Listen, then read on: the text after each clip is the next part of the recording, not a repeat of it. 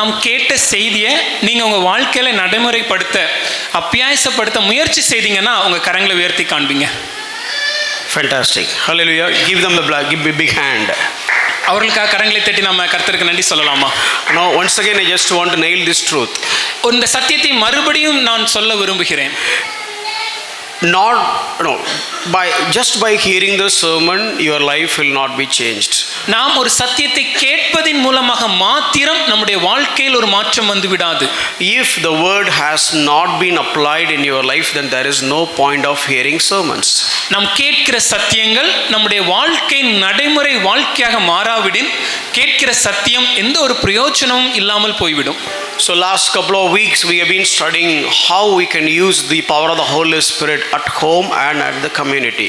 கடந்த சில வாரங்களாக நாம் பரிசுத்த ஆவியானவருடைய வல்லமையை நம்முடைய வீட்டிலும் நம்முடைய சமுதாயத்திலும் எப்படி பயன்படுத்துவது என்பதை குறித்து நாம் தியானித்துக் கொண்டிருக்கிறோம். So if you have not tried to use that, you will never taste it. இதை நம்ம நடைமுறைப்படுத்த முயற்சிக்கலனா நம்ம வாழ்க்கையில் இதனுடைய ருசியை நம்மளால் அனுபவிக்க முடியாதுங்க. See, today the problem of the Christianity is we guess or we assume that these are all the ways we can manifest the power of the Holy Spirit. இன்னைக்கு நம்ம கிறிஸ்தவத்துல காணப்படுற ஒரு தவறான புரிதல் என்னன்னா, இல்ல அதோட கவலைக்குரிய ஒரு காரியம் என்னன்னா, பரிசுத்தாவுடைய வல்லமையை இப்படிப்பட்ட இடங்கள்ல தான் செயல்படும் என்று நாமே ஒரு கட்டமைப்புள்ளாக யூகித்துக் கொண்டிருக்கிறோம். But if you read in the book of Acts and if you read carefully when it comes to the epistles, Spirit of God is basically a life transformer.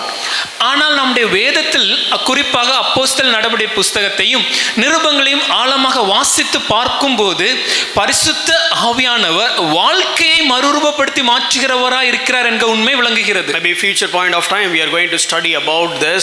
Basically when it comes to the Spirit of God, He is the Spirit of God who is bringing holiness in your life.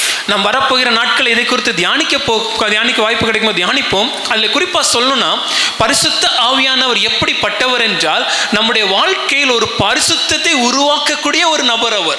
You can see that pattern many places. இந்த காரியத்தை நாம் अनेक இடங்களில் பார்க்க முடியும். Then what is holiness? அப்படி என்றால் பரிசுத்தம் என்றால் என்ன? Where you will see the holiness? பரிசுத்தத்தை நாம் எங்கே காணலாம்? Not based on the attire. அது என்னுடைய உடை அலங்காரம் அல்ல. Or not based on like so called Christian identity kind of. இல்ல கிறிஸ்தவ கலாச்சாரம் என்று சொல்லப்படும் காரியங்கள் அல்ல. It is all about our lifestyle. அது நம்முடைய வாழ்க்கை முறை. If you believe the gospel, how the other people will understand that you already believed the gospel, not by your words, but how the life has been transformed. நான் என்னை குறித்து சொல்லும்போது நான் சுவிசேஷத்தை விசுவாசிக்கிறேன் என்று சொல்கிறேன். ஆனால் என்னை சுற்றியுள்ள ஜனங்கள் என்னை பார்க்கும்போது இவன் சுவிசேஷத்தை விசுவாசிக்கிறவனா இல்லையா என்பதை எப்படி தெரிந்து கொள்வார்கள் என்றால் என்னுடைய வாழ்க்கையில் காணப்படும் நடைமுறை வாழ்க்கை மாற்றங்களை வைத்தே. So basically if you accepted Jesus Christ, the proper evidence is how much your life has been changed. நாம் சுவிசேஷத்தை ஏற்றுக்கொள்றோம் சொல்றோம்னா அதற்குடைய அத்தாட்சி என்னன்னா என் வாழ்க்கை எவ்வளவு மாறி இருக்கிறது என்பது. It is not how much you have known. எவ்வளவு அறிந்திருக்கிறேன் என்பதல்ல. It is not how much you can preach. எவ்வளவு என்னால் பிரசங்கிக்க முடியும் என்பதல்ல. It is not how much you can perform on the stage. இல்ல மேடையில் எவ்வளவு அதிகமாக சிறப்பாக செயல்பட முடியும் என்பதல்ல. It is all about how much you can live. ஆனா எவ்வளவு அதிகமாக சாட்சியாக வாழ முடியும் என்பது. So where do we live? ஐயா நான் எங்க வாழ முடியும்? Most of the time we are not living in the church. அதிகமான நேரம் நாம் சபையில் வாழ்வதில்லை. Where do we live? ஆனா நாம் எங்க வாழ்றோம்னா we are dwelling at our home. நம்முடைய வாசஸ்தலமாகிய நம்முடைய வீடுதான். We are living in our homes. நம்முடைய வீட்டிலே நாம் வாழ்ந்து கொண்டிருக்கிறோம். So the life has to be transformed at home first. ஆகவே நம்முடைய வாழ்க்கை முறையானது முதலாவதாக நம்முடைய வீட்டில் மாறி இருக்க வேண்டும். Then we are living in this society. அதன் பின்பாக நாம் இந்த சமுதாயத்தில் வாழ்ந்து கொண்டிருக்கிறோம். The society has to understand that I have accepted Jesus Christ by the way that I live. இந்த சமுதாயமானது நான் இயேசுவை என்னுடைய சொந்த ஆண்டவரும் இரட்சகருமாய் ஏற்றுக்கொண்டிருக்கிறேன் என்பதை என்னுடைய வாழ்க்கை முறையினாலே புரிந்து கொள்ள வேண்டும். See, that is why we are spending a lot of time in teaching the same thing again and again. அதனால தான் இந்த காரியத்தை இன்னும் அதிகமாக உங்களிடத்தில் பகிர்ந்து கொண்டிருக்கிறோம். So who is the Holy Spirit? பரிசுத்த ஆவியானவர் யார்? So we have studied that. அதை நாம் ஏற்கனவே தியானித்தோம். He is the spirit of conviction. அவர் உணர்த்துகின்ற ஆவியானவர். So whenever we are making mistakes at home, he should convict us. அப்படியானால் நம்முடைய வீட்டில் நாம் ஏதும் தவறுகளை செய்யும்போது அவர் நம்மை உணர்த்த வேண்டும். Whenever we are not reflecting, resembling Christ, the Spirit of our God has to convict us so that we can change our lives. நாம் ஏதேனும் காரியங்களில் இயேசு கிறிஸ்துவை பிரதிபலிக்காத போது பரிசுத்த ஆவியானவர் நம்மை நமக்கு உணர்த்தும் போது அந்த உணர்த்துதலை ஏற்றுக்கொண்டு நாம் மாற ஆரம்பிக்க வேண்டும். And he has given us the power. அவர் நமக்கு வல்லமை அளித்திருக்கிறார். Not just power to perform, இது ஒரு அற்புதங்களை செய்வதற்கான வல்லமை அல்ல, but power to practice. வாழ்க்கை வாழ்வதற்கான வல்லமை. Practice the lifestyle of Jesus Christ. இயேசுவின் வாழ்க்கை முறையை பிரதிபலிப்பதற்கான வல்லமை. Without power you cannot do that. இயேசு கிறிஸ்துவின் வல்லமை இல்லாமல் இதை நம்மால செய்ய முடியாது. So basically where we have to demonstrate that power of the Holy Spirit, அப்படி என்றால் இந்த பரிசுத்த ஆவியானவரின் வல்லமையை நான் எந்த இடத்தில் செயல்படுத்த வேண்டும் என்றால் first at home. முதலாவதாக என் வீட்டில். If you read 1 Corinthians chapter 2 verse 4, Paul says, my speech and my message. 1 கொரிந்தியர் 2ஆம் அதிகாரம் 4ஆம் வசனத்தின் பார்க்கும்போது பவுலடிகளார் சொல்கிறார், என்னுடைய பேச்சும் என்னுடைய பிரசங்கமும். Where do I speak? ஐயா நான் எங்க பேசுறேன்? Oh, from the stage I will preach. இந்த மேடையில இருந்து நான் பிரசங்கம் செய்யலாம். Off the stage I will speak. ஆனா மேடைக்கு கீழ இருக்கும்போது நான் உங்களோட பேசுகிறேன். I need the power of the Holy Spirit in order to do my preaching as well as in order to do my speech properly. என்னுடைய பரிசுத்த ஆவியானவரின் வல்லமை எனக்கு எப்பொழுதெல்லாம் தேவைப்படுகிறது என்றால் இங்கு நின்று பிரசங்கிக்கும் போதும் எனக்கு தேவை, அதே போல மேடையின் கீழ் நின்று பேசும் போதும் எனக்கு தேவை. So I have shown you a lot of verses where in the book of Acts this life transformation is, if it had happened in one person, it impacts the home. நாம் அப்போஸ்தலர் நடவடிக்கைகள் புத்தகத்தில் அநேக வசனங்களை உங்களுக்கு விவரித்து காண்பித்தேன். ஒரு மனிதரிடத்தில் இந்த பரிசுத்த ஆவியானவர் வல்லமை வெளிப்படும் போது, இந்த மாற்றம் நடக்கும் போது அது எப்படி அங்க இருக்கிற எல்லாருக்குள்ளும் ஒரு தாக்கத்தை ஏற்படுத்துகிறது. And we studied about Noah, Rahab and Timothy and so on. அதைத் தொடர்ந்து நோவாவுடைய வாழ்க்கையும் ராகாபுடைய வாழ்க்கையும் தீமோத்தேயு அவருடைய வாழ்க்கையை நாம் தியானித்தோம். And then now today we are looking for the apostolic miracles. இன்று நாம் அதிகமாக அப்போஸ்தல காலகட்டத்தில் நடந்த அற்புதங்களை எதிர்பார்க்கிறோம். But Amy Carmichael said this. ஆனால் ஏமி கார்மைக்கேல் அம்மையார் சொல்லும்போது இப்படி சொல்றாங்க, let's not strive for apostolic miracles, but let's strive for the apostolic lifestyle. அப்போஸ்தல காலகட்டத்தில் வாழ்ந்த அற்புதங்களை தேடி நாம் ஓட வேண்டியதில்லை, ஆனால் அப்போஸ்தல காலத்தில் நடைபெற்ற வாழ்க்கை முறையை நாம் தேடி ஓட வேண்டிய நிர்பந்தத்தில் இருக்கிறோம். So what was the greatest ever miracle that happened during the age of apostolic? அப்போஸ்தலர் காலத்தில் காணப்பட்ட மிகப்பெரிய அற்புதம் என்ன? I have shown you from the scriptures. அதை வேதத்திலிருந்து விவரித்தேன். Before that I have shown you from the history. அதற்கு முன்பாக வரலாற்றில் என்ன காரியங்கள் எழுதப்பட்டிருக்கிறது என்பதையும் காண்பித்து கொடுத்தேன். The secular non-Christian historian mentioned that the greatest ever miracle is the love and the hospitality of the Christians. தேவனை அறியாத ஒரு புறமதத்தான இருக்கக்கூடிய ஒரு வரலாற்று ஆசிரியர் ஆதி திருச்சபையில் காணப்பட்ட மிகப்பெரிய அற்புதம் என்ன என்று எழுதும்போது அன்பையும் உபசரிப்பையும் குறித்து அவர் எழுதுகிறார். So I don't want to explain all that whatever we have studied last week, but when the kingdom was about to divide, there is another kingdom is started growing up, and that is based on love. கடந்த வாரம் இதை குறித்து சொன்னாலும் முழுமையாக அதை விவரிக்க போவதில்லை. ஆனால் குறிப்பாக சொல்லணும்னா ஒரு ராஜ்யம் விழுந்து போகிற நாட்களிலே இன்னொரு ராஜ்யம் உருவாகி வளர்ந்து கொண்டிருக்கிறது. அந்த ராஜ்யத்தின் அஸ்திபாரமாக காணப்பட்டது இந்த அன்பு. The visible kingdom of Romans is about to fall, but an invisible kingdom of God is just being built up based on one foundation. That foundation is love one another. காணக்கூடிய தரிசிக்கக்கூடிய ரோம சாம்ராஜ்யம் அன்று விழுந்து போய் கொண்டிருந்தது. ஆனால் காணப்படாத அத்தரிசனமான தேவனுடைய சாம்ராஜ்யம் அன்பு என்ற அஸ்திவாரத்தின் மேலே எழும்பி கட்டப்பட்டு கொண்டிருந்தது. We want to prove that we are Christians. இன்னைக்கு நாம கிறிஸ்தவங்க நிரூபிக்க முயற்சிக்கிறோம். By performing. எப்படின்னா ஏதாவது காரியத்தை செய்யறது மூலமா. But Bible says. ஆனா வேதம் சொல்கிறது. John chapter 13 verse 35. யோவான் 13ஆம் அதிகாரம் 35வது வசனம். By this all people will know that you are a Christian. You are my disciple. இதனாலே நீங்கள் என்னுடைய சீஷர்கள் என்று எல்லாரும் அறிந்து கொள்வார்கள். By what? எதனாலங்க? By what? எதனால்? Not by performing something. ஏதாவது அடையாளங்களை செய்வதின் மூலமாக Not அல்ல. by doing miracles and wonders and signs. அற்புதங்களும் அடையாளங்களும் செய்வதினால் அல்ல. But the greatest ever evidence of being a Christian is love for one another. ஆனால் ஒரு கிறிஸ்தவனாக நான் இருக்கிறேன், ஒரு கிறிஸ்துவனாக நான் வாழ்கிறேன் என்பதற்கு மிக மேலோங்கன ஆதாரமான அத்தாட்சி என்னவென்றால் ஒருவரில் ஒருவர் அன்பு கூறுவது. How does it relate or connect with the Spirit of God?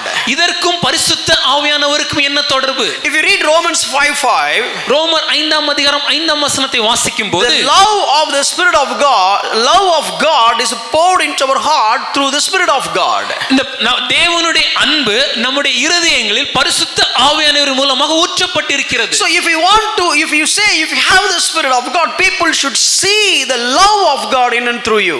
அப்படி என்றால் ஐயா என்கிட்ட பரிசுத்த ஆவியானவர் இருக்கிறார்னு நான் சொல்றேன்னா என்னை பார்க்கிற ஜனங்கள் தேவனுடைய அன்பை என் வாழ்க்கையில் காண வேண்டும். So last week you studied about Philip and Paul. கடந்த வாரம் பிலிப்பையும் பவுலையும் அவர்களுக்கு இருந்த அந்த உறவையும் குறித்து நாம் தியானித்தோம். So it was explained. அது முழுமையாக விவரித்தேன். So from if you read Acts chapter 6 as well as Acts chapter 21, no you can see the contrast picture there.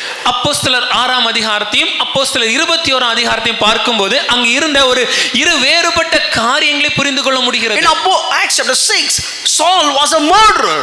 அப்போஸ்தலர் 6ஆம் அதிகாரத்தில் பார்க்கும்போது சவுல் ஒரு கொலைகாரன். Who was the key person for the martyrdom of Stephen? ஸ்தேவான் கல்லெறிந்து இரத்த சாட்சியாய் மரிப்பதற்கு முக்கிய காரணமாக செயல்பட்டவர். And Stephen is very close to Philip. இந்த ஸ்தேவான் பிலிப்புக்கு மிகவும் நெருங்கிய ஒரு நபர். And Philip was running away because of this Saul. இந்த சவுல் சபைகளை துன்பப்படுத்தியதினாலே ஓடி சென்றவர்களில் ஒருவர் இந்த பிலிப்பு. Many years gone by. பல வருடங்களுக்கு பின்பு, approximately 15 to 20 years gone by. கிட்டத்தட்ட 15 லிருந்து 20 வருடங்களுக்கு சென்ற பின்பு suddenly திடீரென்று the same Saul, இதே Saul, the murderer, கொலைகாரர், the persecutor, சவுலை சபையை துன்பப்படுத்தினவர், the one who was the reason for everybody is running away from the holy city Jerusalem. பரிசுத்த நகரமாகிய எருசலேம் பட்டணத்திலிருந்து எல்லா கிறிஸ்தவர்களும் சிதறடித்து ஓடி செல்வதற்கு காரணமாய் இருந்தவர் this guy came. இந்த மனிதர் வருகிறார். Where? எங்கே? To Philip's home. பிலிப்புவின் வீட்டிற்கு. And the Bible says he was staying in Philip's home for so many days. வேதம் சொல்லும்போது அவர் பிலிப்புவின் வீட்டிலே அநேக நாட்கள் தங்கி இருந்தார். Just imagine the hospitality, imagine that mentality. கொஞ்சம் யோசிச்சு பாருங்க, அங்க நடந்த உபசரிப்பு, அவர்களுக்கு இருந்த அந்த அன்பின் மனப்பான்மை. Oh, the one who has killed my friend, என்னுடைய நண்பனை கொலை செய்தவர், the one who has made me to run away, யாரால நான் என் சொந்த பட்டணத்தை விட்டு ஓடி போனேனோ, oh this guy's face I never forget, but after 15 years now today he is my guest. யாரோட முகத்தை எக்காரணத்தை கொண்டு நான் மறக்க மாட்டேன் நினைச்சிருந்தேனோ அதே நபர் இப்போ என் வீட்டுக்கு ஒரு விருந்தினராக வந்திருக்கிறார். The only one difference, ஒரே ஒரு வித்தியாசம், he was against Jesus, now he is for Jesus. இதற்கு முன்பாக அவருக்கு இயேசுவுக்கு எதிரானவராக இருந்தார், இப்பொழுது இயேசுவுடன் கூட நிற்கிறார். Of course he was not only stranger but an enemy kind of. அவர் ஒரு அந்நியர் மாத்திரமல்ல, அவர் ஒரு சத்ருவா இருந்தவர். But you need today the same Philip could accommodate this murderer Saul, who has changed as Paul today, and do all the hospitality to him for so many days. ஆனால் இந்த நாட்களிலே எந்த சவுல் இன்றைக்கு பவுலாக மாறி இருந்தாரோ அதே சத்ருவாகி அவனை சிநேகிதனாக ஏற்றுக்கொண்டு அவருக்கு வேண்டிய அன்பையும் உபசரிப்பையும் காண்பித்தார். That is not an easy process. ஐயா, இது ரொம்ப எளிதான ஒரு விஷயம் இல்ல ஐயா. This is really very tough process. You cannot do that without the power of the Holy Spirit. இது மிகவும் கடினமான ஒரு விஷயம். பரிசுத்த ஆவியானவர் வல்லமை இல்லாமல் இப்படி ஒரு அன்பை நம்மளால காண்பிக்க முடியாது. Last week I said one illustration. கடந்த வாரம் ஒரு எடுத்துக்காட்டை சொன்னேன். Maybe one assignment kind of. ஒரு எடுத்துக்காட்டு சொல்ல ஒரு சவால் உங்களுக்கு கொடுத்திருந்தேன். Bring your in-laws, உங்களுடைய மாமனார் மாமியாரையும் கூட்டுவாங்க, and bring your parents, உங்களுடைய அப்பா அம்மாவையும் கூட்டுவாங்க. Make them to stay in just one bedroom. ஒரே அறையில் அவங்கள தங்க இருக்க சொல்லுங்க. And you try to love them and serve them and do your hospitality. அவங்கள நீங்க அன்பு கூர்ந்து அவங்களுக்கு வேண்டிய காரியங்களை செய்து அவங்களை உபசரித்து பாருங்க. There you will see the power of the Holy Spirit. அங்க உண்மையாவே நமக்கு தெரியும் பரிசுத்த ஆவியுடைய வல்லமை நம்ம இருதயத்துல எவ்வளவு இருக்குன்னு. Or call somebody you don't want to talk. இல்ல நீங்க பேச விரும்பாத ஒருவருக்கு நீங்க ஃபோன் பண்ணுங்க. And ask them to come for vacation to your home and ask them to stay along with you for a couple of days.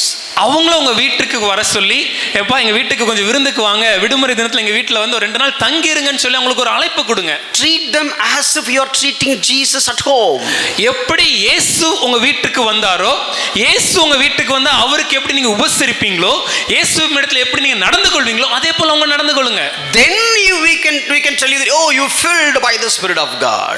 அப்படி இருந்துச்சுன்னா நாங்க சொல்லுவோங்க நீங்க உண்மையாவே பரிசுத்த ஆவியானவரால் நிறைந்திருக்கிற ஒருவர்னு. It is easy to do all the other signs. மற்றெல்லா அற்புதங்களையும் காண்பிப்பது ரொம்ப எளிது. But this is really tough. ஆனா இது ரொம்ப கடினம்.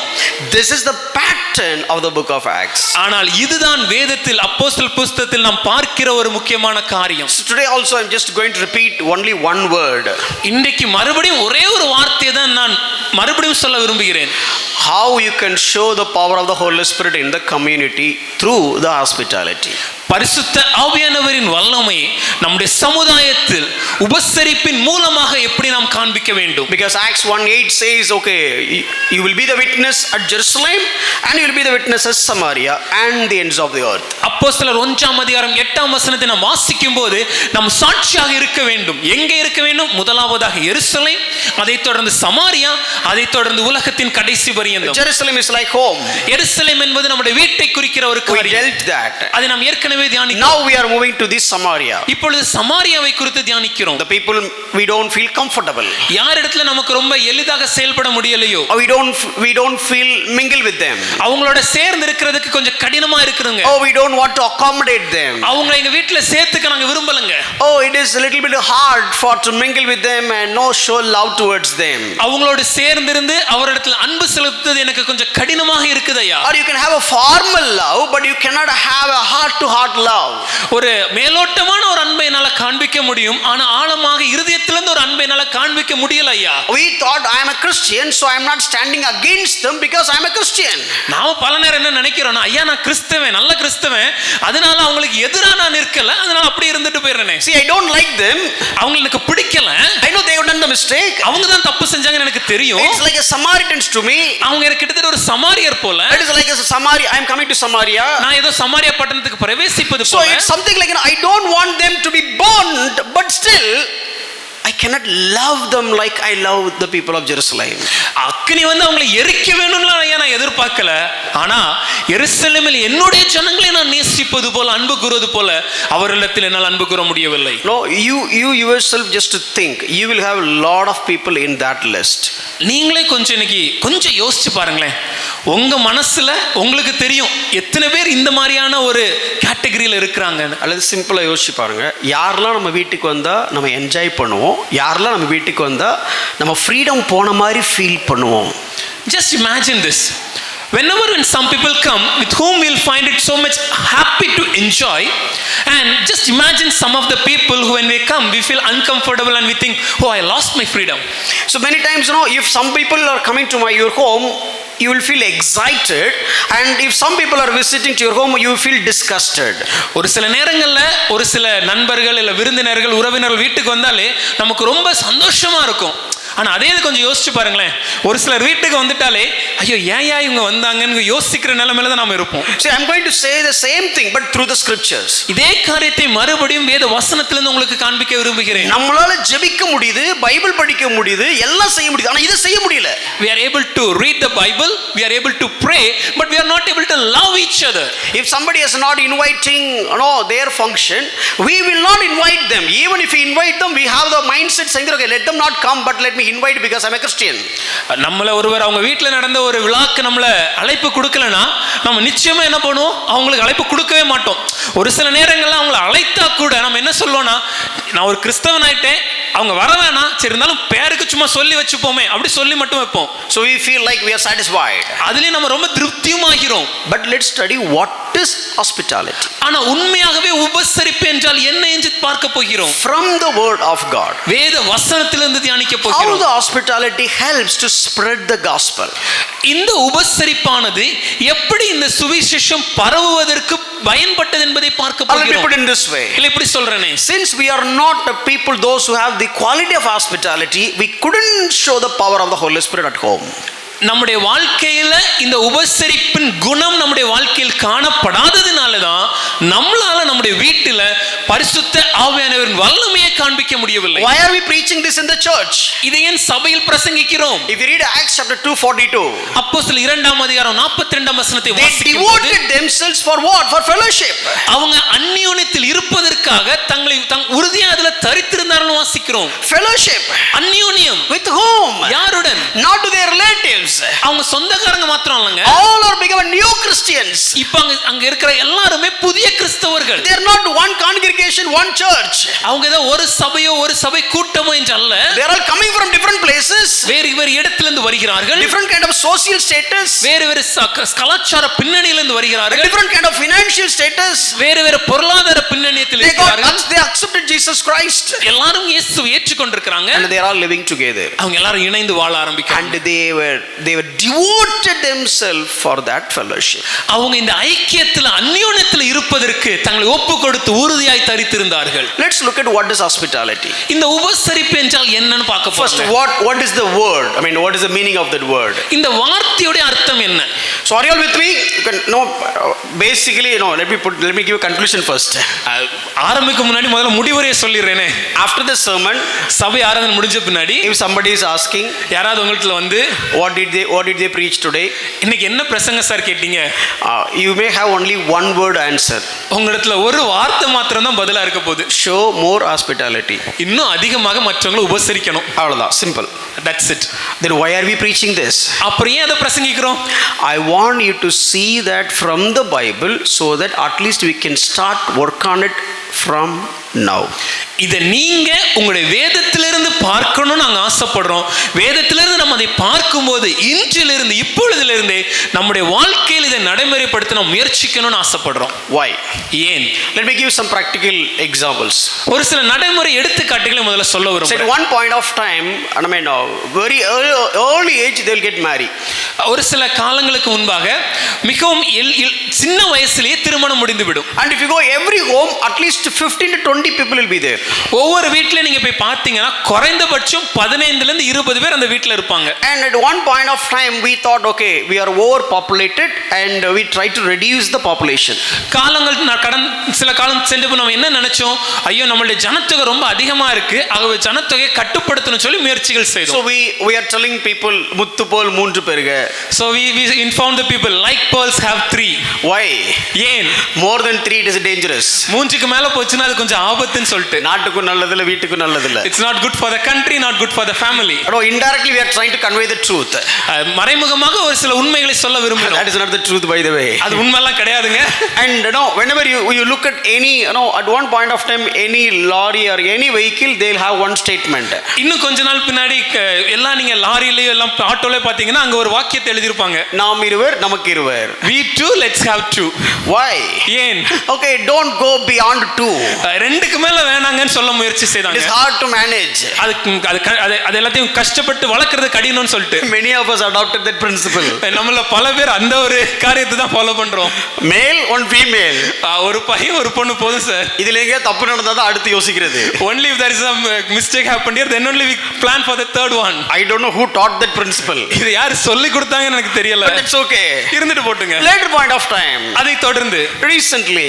கடந்த கொஞ்ச நாட்களுக்கு முன்பாக. No, they put this slogan. இப்ப புதுசா ஒரு வாக்கியத்தை எழுதுறோம். நாம் இருவர், we two, நமக்கு ஒருவர். Let's have one. I don't know why did they reduce? ஏன் குறைச்சாங்கன்னு எனக்கு தெரியல. But now it's only one. ஆனா இப்போ ஒன்றே போதும்னு சொல்லி வச்சிட்டோம். Now most of us adopted to that principle. நம்ம அநேகர் இப்போ அந்த காரியத்தை நம்ம ஃபாலோ பண்ண ஆரம்பிச்சிட்டோம். It's very convenient. அது எனக்கு ரொம்ப எளிதா இருக்கு. We are two. நாங்க இருவர்.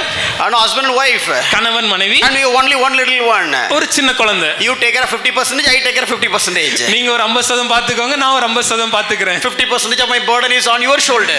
என்னோட 50% பாரத்தை உங்க தோளெல்லாம் வச்சுட்டு, and if I have 50% on my shoulder, என் தோள் 50% பாரம் இருந்துச்சுன்னா, I have given this 25% to my parents. அதுல 25% என்னுடைய அப்பா அம்மாட்ட கொடுத்துறேன். And if he has 50% on his shoulder, அவருடைய கழுத்துல ஒரு 50% பாரம் இருந்துச்சுன்னா, he will bring his parents, அவருடைய அப்பா அம்மாவை கொண்டு வந்து, and he will download that 25% to that place. அதுல ஒரு 25% அங்க பதிவிறக்கம் செஞ்சிரோம். And whatever the 25% I have, I don't do it fully. எனக்கு இருக்கக்கூடிய அந்த 25% பாரத்தையும் நான் முழுமா செய்ய மாட்டேன். Because I don't have time. ஏன்னா எனக்கு நேரம் இல்லல்ல. Of course he is, she or he is also the same. அதே போல தான் கணவன் மனைவி ரெண்டு பேரும் ஒரே நிலைமை தான். Basically what are we doing? பொதுவா நம்ம என்ன செய்றோம்? Knowingly or unknowingly, we are slowing down, or let me put it in this way, we are forgetting what is hospitality. தெரிந்தோ தெரியாமலோ உபசரிப்புனா என்ன என்பதை நாம் மறந்து விட ஆரம்பிக்கிறோம். அடுத்தவங்களை உபசரிக்கிறது கஷ்டமா இருந்தது போய் நம்ம குடும்பத்தை உபசரிக்கிறது கஷ்டமாயி இப்போ நம்ம வீட்டில் இருக்கிறவங்களையே உபசரிக்கிறது நமக்கு கஷ்டமாயிடுச்சு. From the point when it was hard to show hospitality to outsiders to the point when it was very hard to show hospitality to your relatives, now we have come to a sad point where it's hard to show even hospitality to our home. Let me prove it another way. இதை இன்னொரு விதத்துல காண்பித்து கொடுக்க விரும்புகிறேன். Earlier, முன்னாட்களிலே, if you go to any village, they'll have one or two hotels in the corner. எந்த ஒரு கிராமத்துக்கு போல பட்டணத்துக்கு போனீங்கன்னா அந்த ஓரத்துல ஒன்னு இல்ல இரண்டு ஒரு உணவு அருந்தக்கூடிய உணவகம் இருக்கிறத நம்ம பார்க்க முடியும். So because people will cook on their homes on daily basis. ஏன்னா ஒவ்வொருத்தரும் அவங்க வீட்டுல அன்னதினம் உணவை சமைச்சு சாப்பிடுவாங்க. Because for me, I need to know what kind of food I can give to my kids. ஏன்னா எனக்கு தான் தெரியும் என்னுடைய குழந்தைக்கு என்ன விதமான உணவு கொடுத்தா அது அவங்களுக்கு நல்லா இருக்கும் என்று. What kind of food I can give to my wife and the husband.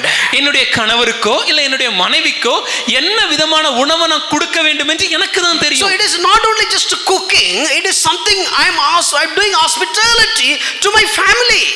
இது நான் சமைப்பது மாத்திரமல்ல, இதனுடைய குடும்பத்தினருக்கு நாம் செய்யும் உபசரிப்பு. Oh, I have in-laws, they do have some health issues, so I need to prepare the food having them in my mind, and whenever I put the salt and the spices, I will keep them in my mind and doing this is a kind of hospitality I'm doing to them. ஒருவேளை என்னுடைய வீட்டில் என்னுடைய மாமனார் மாமியார் இருந்தாங்கன்னா அவங்களுக்கு ஒருவேளை உடல்ல ஏதோ சுகவீனம் இருந்ததுன்னா அதை கவனத்துல கொண்டு உப்பை குறைச்சோ இல்ல எரிப்பு காரத்தை குறைச்சோ அவங்களுக்கு ஏற்ற விதத்துல நம்ம உணவை பரிமாறும் போது அது நம்முடைய உபசரிப்பின் ஒரு பகுதி. So this I'm doing for my kids because I know what they really need. என்னுடைய குழந்தைகளுக்கு நான் சமைக்கும் போது குழந்தைக்கு என்ன வேண்டும் என்பதை நான் அறிந்திருக்கிறேன். Now we are deviating from that standard as well. ஆனா இப்போ இந்த பாதையிலிருந்து நம்ம வழி மாறி சென்று விட்டோம். We are easily order the food and eating. ரொம்ப எளிதா ஆன்லைன்ல ஆர்டர் பண்ணி சாப்பிட ஆரம்பிக்கிறோம். No, don't take me wrong. தப்பா எடுத்துக்காதீங்க. But the truth is, ஆனா சத்தியம் என்னவென்றால் our love has been reduced. People will shout at it, don't do that. ஏன் வெளிய ஆர்டர் பண்ணி சாப்பிடுறீங்க நம்மள கோபப்படுவாங்க. It's not good for your health. அது உங்களுடைய உடலுக்கு நல்லதில்லை. I am here to prepare all these things. இந்த எல்லா காரியங்களையும் செய்ய நான் தயாராக இருக்கிறேனே. But look at now. ஆனா இப்போ பாருங்க, we don't even bother about our health. நம்முடைய உடம்பை குறித்து இல்ல சுகத்தை குறித்து நாம் கவலை கொள்வதே இல்லை. We simply skip cooking and just purchase food and eating. நம்ம சமைக்கிறதே நம்ம விட்டு ரொம்ப எளிதா வெளியே ஆர்டர் பண்ணி நம்ம சாப்பிட ஆரம்பிச்சிரோம். இதெல்லாம் ஒரு மெசேஜா? Maybe you may think, is this a sermon? ஓ, வீட்ல சமைக்கிறது பைபிள்ல இருந்து எடுத்து சொல்லுமா? Maybe you might think, do we need to preach that we need to cook every day from the Bible? No, these are all the byproducts of hospitality. ஆனால் இது எல்லாமே நம்முடைய உபசரிப்பின் ஒரு பகுதிகள். So if you don't have the sense of hospitality, you will not do all these things. நமக்கு உபசரிக்கக்கூடிய குணாதிசயம் இல்லை என்றால் இந்த எல்லா காரியங்களையும் நாம் சரியாக செய்ய மாட்டோம். Let me tell you, at one point of time, நான் திரும்ப சொல்றேன், ஒரு காலம் வரும், so we don't even feel sleep at home. நம்ம வீட்ல தூங்குறதே நமக்கு பிடிக்காம மாறி விட்டது. Because nobody cares whether you are sleeping or not. ஏன்னா நீங்க தூங்குறீங்களா இல்லையான்னு சொல்லி கவனிக்கவோ அக்கறை கொள்ளவோ யாரும் இல்லை. Nobody will show the care whether you have taken enough rest or not. நீங்க சரியான ஓய்வு எடுத்தீங்களா இல்லையான்னு அக்கறைப்படவும் ஆட்கள் இல்லை. Because you have the smart watch, that will tell you how many hours you sleep. ஏன்னா நீங்க கையில கட்டி இருக்கிற அந்த ஸ்மார்ட் வாட்ச்ங்கிற கடிகாரம் சொல்லும் எத்தனை மணி நேரம் நீங்க தூங்கணும் இல்ல தூங்குனீங்க தூங்குவீங்கன்னு. You don't need to have a person to show the hospitality. Oh, did you sleep properly? உங்க பக்கத்துல ஒரு நபர் இருந்து உங்க மேல் அக்கறை கொண்டு அன்போடு கரிசனையோடு நீங்க நல்லபடியா தூங்குறீங்களான்னு கேட்க வேண்டிய நேரம் இல்லை. The smartwatch will take care of it. உங்க கையில கேட்டிருக்க கடிகாரம் அதை பார்த்து கொள்ளுது. See, look at it. We are slowly deviating, not knowing we are moving on the wrong direction. நாம் வழி மாறி சென்று கொண்டிருக்கிறோம் என்பதை அறியாமலேயே நாம் வழி மாறி ஒரு வேறு பாதையில் பயணிக்க ஆரம்பித்து விட்டோம். See everything spiritually. எல்லா காரியங்களையும் ஆவிக்குரிய கண்ணோட்டத்தோடு நாம் பார்க்க வேண்டும். Wear the spiritual glasses and watch. ஆவிக்குரிய கண்ணாடிகளை அணிந்து கொண்டு பார்க்க ஆரம்பிங்க. I don't cook. நான் சமைப்பதில்லை. Because I don't love my family. ஏனென்றால் என் வீட்டின் மேல் எனக்கு வீட்டில் இருக்கிற எல்லாரும் மேல் எனக்கு அன்பில்லை. But what you are trying to say, what you are trying to do is, ஆனா என்ன செய்ய முயற்சிக்கிறேன்? I'm spending a lot of money. I'm buying very luxury food to them. அதிகமாக பணம் செலவழித்து ஆடம்பர உணவை ஆர்டர் பண்ணி வாங்கி கொடுக்கிறேன். But what is all about? ஆனா இதனுடைய வெளிப்பாடு என்ன? Will it give enough nutrition to that particular family member? நம் வீட்டில் இருக்கும் நம்முடைய வீட்டில் இருக்கிற ஒருவருக்கு இது தேவையான போஷாக்கை கொடுக்கிறதா இல்லையா? We don't bother. அத குறித்து நமக்கு கவலை இல்லை. Time will come. ஒரு நாள் வரும், we will go and sleep anywhere, nobody will ask. நம்ம எங்க போய் தூங்குறாலும் யாரும் நம்மகிட்ட கேள்வி கேட்க மாட்டாங்க. சாப்பிடுறது பிரச்சனை இல்லாம இருந்துச்சு, கொஞ்ச நாள் கழிச்சு தூங்குறதும் யாரும் கண்டுக்காத மாதிரி போய் ஆரம்பிச்சு. There was a time when nobody was asking us whether we are eating or not, and a time will come when we will not bother whether we sleep or not. See, don't think that I am speaking something it is, directly hitting to us. ஏதோ உங்களை காயப்படுத்தணும்னு சொல்றேன்னு நீங்க நினைக்காதீங்க. No, this is the fundamental of hospitality. இதுதான் உபசரிப்பின் அடிப்படை. For example, if I am coming to your home, ஒரு உதாரணத்துக்கு சொல்றேன், இப்போ நான் உங்க வீட்டுக்கு வருகிறேன், I want to show hospitality. உங்களுக்கு அன்பு செலுத்த நான் முயற்சிக்கிறேன். What is the very first thing you do? அதோட முதல் காரியம் என்ன? Oh, you welcome me. என்ன நீங்க வரவேற்று, I come home. நான் வீட்டுக்கு வரும்போது, Then after that, what do you do? அடுத்து நீங்க என்ன செய்வீங்க? Obviously, you have to feed me. உடனடியா நீங்க செய்கிற காரியம் எனக்கு உணவு கொடுப்பது. You have to give me food. எனக்கு நீங்க உணவு கொடுப்பீங்க. And you have to give me accommodation. எனக்கு தங்குவதற்கு இடம் கொடுப்பீங்க. But now these two things are not you are doing, Swiggy or somebody else is doing. ஆனா இப்போ இந்த இரண்டு காரியங்களுமே நாம செய்யறது இல்ல, நமக்கு பதிலாக ஸ்விக்கியோ இல்ல வேற ஒருவர் செய்து கொண்டிருக்காங்க. Because we are busy.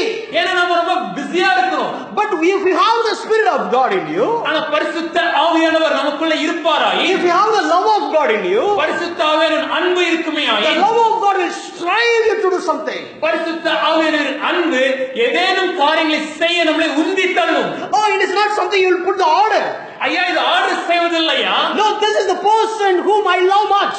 நான் யாரிடத்தில் அதிகமாக அன்பு செலுத்துகிறேனோ, so I need to treat him. அவரை நான் நேசித்து காண்பிக்க வேண்டும். I need to put my effort. அதுக்காக நான் பிரயாசப்பட வேண்டும். I need to work on it. அதுக்காக நான் செயல்பட வேண்டும். I will ask him, you like the spicy food or non spicy food? ஐயா உங்களுக்கு காரமான உணவு பிடிக்குமா இல்ல காரம் இல்லாத பிடிக்குமா கேட்கணும். Oh, is it okay if I put more salt or less salt? அதிகமா உப்பு சேர்க்கலாமா இல்ல குறைவா சேர்க்கலாமா கேட்கணும். See, no, these are all not the don't take it letter, don't take the letters of my message, but take the spirit of my message.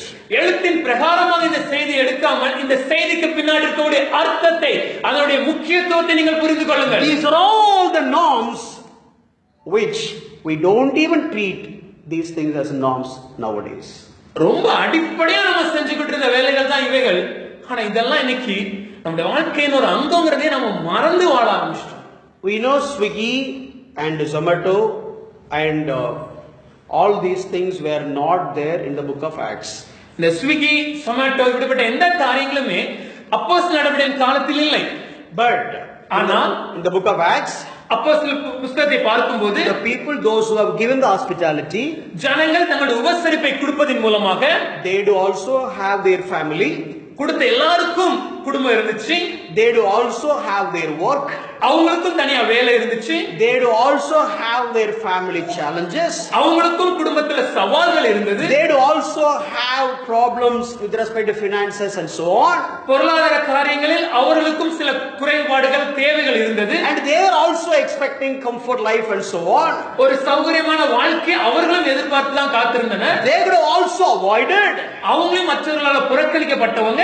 They would have also avoided these people, those who are coming to their home. மன்னிக்கவும், அவர்களும் ரொம்ப எளிதா இந்த மாதிரி எங்க வீட்டுக்குலாம் வராதீங்கன்னு சொல்லி வரவங்களை நிராகரித்து புறக்கணித்து இருக்கலாம். And those days also you have Roman inns for every 20 miles. அந்த நாட்களிலும் ஒவ்வொரு 20 மைல் தொலைவில் ரோமர்களால் உருவாக்கப்பட்ட விடுதிகள், தங்கும் விடுதிகள் இருந்தது. But still, ஆனாலும் you can see the book of Acts where all the people are joined together and live together. நாம் அப்போஸ்தலர் புஸ்தகத்தை பார்க்கும்போது இந்த எல்லா ஜனங்களும் இணைந்து வந்து சேர்ந்து இங்க வசித்தது நம்மளால வாசிக்க முடியும். So whenever they are passing by a city, they are not staying in the inn, but you can see anywhere and everywhere. I can challenge you in the book of Acts. Go back and do the study. Every time they are staying along with the believers. ஒவ்வொரு முறையும் அவர்கள் ஒரு பட்டணத்தை கடந்து செல்லும் போது அவர்கள் இந்த ரோம விடுதிகளில் போய் தங்கி இருப்பதில்லை. ஒவ்வொரு முறையும் விசுவாசிகளின் வீட்டிலே வந்து இணைந்து தங்கி இருந்தாங்க. நான் சவாலா சொல்றேங்க, நீங்க போய் அப்போஸ்தலர் புஸ்தகத்தை படித்து பாருங்க. எல்லா இடங்களிலும் விசுவாசிகளின் வீடுகளிலேயே இந்த பரிசுத்தவான்கள் வந்து தங்கி இருப்பதை வாசிக்க முடியும். We have done as an assignment when it comes to the book of Acts.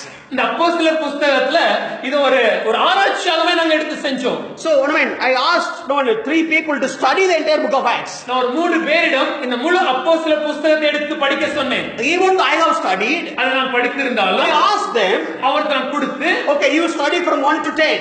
நீங்க முதல் 10 அதிகாரங்களை படியுங்க. And you study from 10 to maybe 19 or 20. நீங்க 15 ல இருந்து 19 உள்ள 20 அதிகாரங்களை படிங்க. And you study from 20 to 28. நீங்க 20 ல இருந்து 28 அதிகாரத்தை வரைக்கும் படியுங்க. Give me all the references where people are staying somewhere in somebody's home.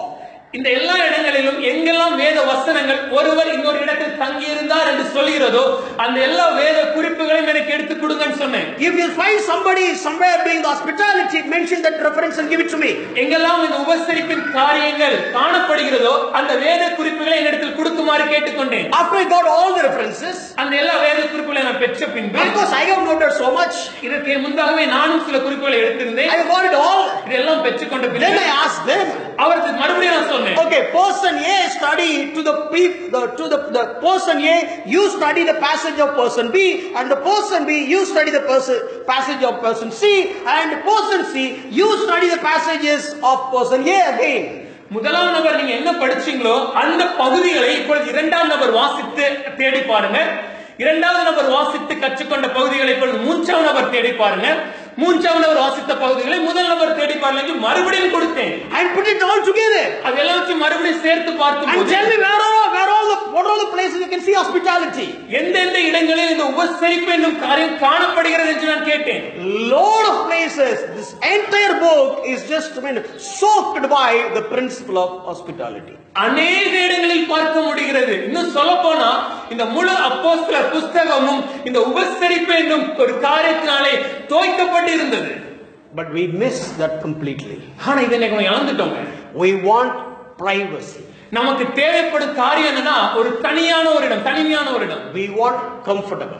எனக்கு சௌகரியமாக இருக்கணும். We want easy life. ரொம்ப எளிமையான ஒரு வாழ்க்கை. We want me, mine and mine only. நான் எனக்கு மாத்திரமே என்ற ஒரு பார்வைக்குள்ளாக வந்து விட்டோம். அப்படியே வாழ்ந்து பழகிட்டோம். And we have used to live like that. உலகமும் அப்படியே வாழ்ந்துருச்சு. The world is also living like that. இந்த உலகத்தை பார்த்து கிறிஸ்தவங்களும் அப்படியே வாழ்ந்ததுனால நமக்கு வித்தியாசமே தெரியாம போயிடுச்சு. And we as Christians who looked unto the world and started reflecting the world and living the same way, we couldn't differentiate the difference that the Bible teaches. Let me explain from this scripture. வேதத்திலிருந்து நான் உங்களுக்கு விவரிக்கிறேன். What is the Greek word they used for hospitality? இந்த உபசரிப்பிற்கு பயன்படுத்தப்பட்ட கிரேக்க வார்த்தை எது? Philoxenos. Philoxenos என்ற வார்த்தை.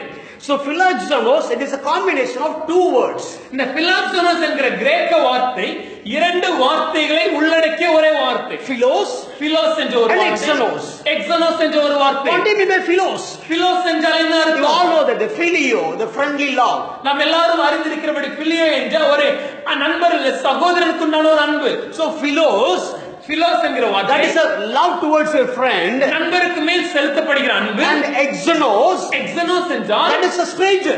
அது அந்நியருக்கான ஒரு வார்த்தை. So show the love that you have shown to your friend to the stranger. அப்படி என்றால் என்ன ஒரே வார்த்தை, அது என்ன பொருள் கொடுக்கிறது என்றால் நம்முடைய நண்பர் மேல் என்ன விதமான அக்கறையும் உபசரிப்பையும் காண்பித்தோமோ அதே அன்பையும் அக்கறையையும் நம்முடைய அந்நியருக்கும் காண்பிக்க வேண்டும். If you have the Spirit of God, பரிசுத்த ஆவியானவர் நமக்குள் இருக்கும்போது you can show the love, நம்முடைய அன்பை நாம் காண்பிக்க Let me put it this way. If you have the Spirit of God, if you love somebody who is your friend, you can show the same love by the power of the Holy Spirit towards a stranger. மன்னிக்கவும், பரிசுத்த ஆவியானவரின் அன்பு நமக்குள் இருக்கும்போது நாம் எப்படி நம்முடைய நண்பரை அதிகமாக அன்பு செலுத்தி உபசரிக்கிறோமோ அதே போல ஒரு அந்நியரையும் நாம் அன்பு செலுத்தி அந்த அந்நியரை நாம் உபசரிக்க முடியும் என்பதை பரிசுத்த ஆவியானவரின் வல்லமை நம்ம செயல்படுவதற்கான அத்தாட்சி. Let me put it very plainly. ரொம்ப எளிமையா சொல்றேன். You can love your friend. ஐயா, என்னுடைய நண்பரை நேசிக்கலாம். But you cannot love a stranger in the same way as you love your friend, which means you don't get the manifestation of the Spirit of God.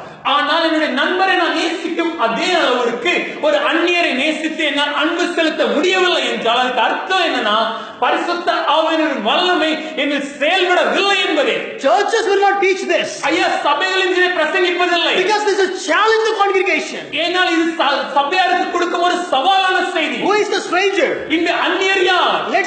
Let me give a small scenario. ஒரு சின்ன எடுத்துக்காட்டு விவரிக்கிறேன். In this church, இந்த சபையிலே, no, don't take me personally. என்னை தனித்துவமாக கடுமையாக எடுத்துக்கொள்ளாதீங்க. Let me put it this way. இல்லை, இப்படி சொல்றேனே. Okay, Sylvan is very close to my heart. ஒருவேளை சில்வனாகிய நான் போதகரின் இருதயத்துக்கு நெருக்கமானவன். And I am inviting Sylvan to my home. ஆகவே போதகர் தன்னுடைய வீட்டுக்கு வரவேற்கிறார். Oh, down to the earth I saw him. என்னுடைய தன்னுடைய முழுமையாக அர்ப்பணித்து எனக்கு தேவையான உபசரிப்புகளை செய்கிறார். என்னால் என்னை நேசிக்கிறார். I am giving you my best. அவருடைய சிறந்ததை எனக்கு அளிக்கிறார். I treat him like a prince. ஒரு இளவரசன் போல என்னை நடத்துகிறார். Because I love Sylvan. ஏனென்றால் அவர் என்னை நேசிப்பதினாலே. But now, அதே நேரத்தில் there is a newcomer. Maybe John has just come to this church. John இப்பொழுதுதான் சபைக்கு புதிதாக வந்திருக்கிறார். I have seen him a couple of times. ஒரு சில முறைதான் அவரை பார்த்திருக்கிறேன். The one fundamental rule is, இங்க இருக்க ஒரு அடிப்படை செய்தி என்னன்னா, the one common thread. இங்க இருக்கக்கூடிய ஒரு பொதுவான ஒரு கட்டமைப்பு என்னன்னா, John accepted Jesus Christ as his Lord and Savior. John அண்ணா அவர்கள் இயேசுவை தன்னுடைய ஆண்டவராக இரட்சகராக ஏற்றுக்கொண்டிருக்கிறார்கள். Sylvan is also accepted Jesus Christ as his Lord and Savior. சில்வனாகிய நானும் இயேசுவை என்னுடைய ஆண்டவரும் இரட்சகருமாக ஏற்றுக்கொண்டிருக்கிறேன். That is why we are all in this congregation. அந்த ஒரு பொதுவான ஒரு அமைப்பு இருப்பதனாலே நாம் சபையாக இணைந்திருக்கிறோம். Do you really think that I will treat John, who is a kind of a stranger to me, the same way I treat the most best lovable friend, Sylvan? நீங்க என்ன நினைக்கிறீங்க?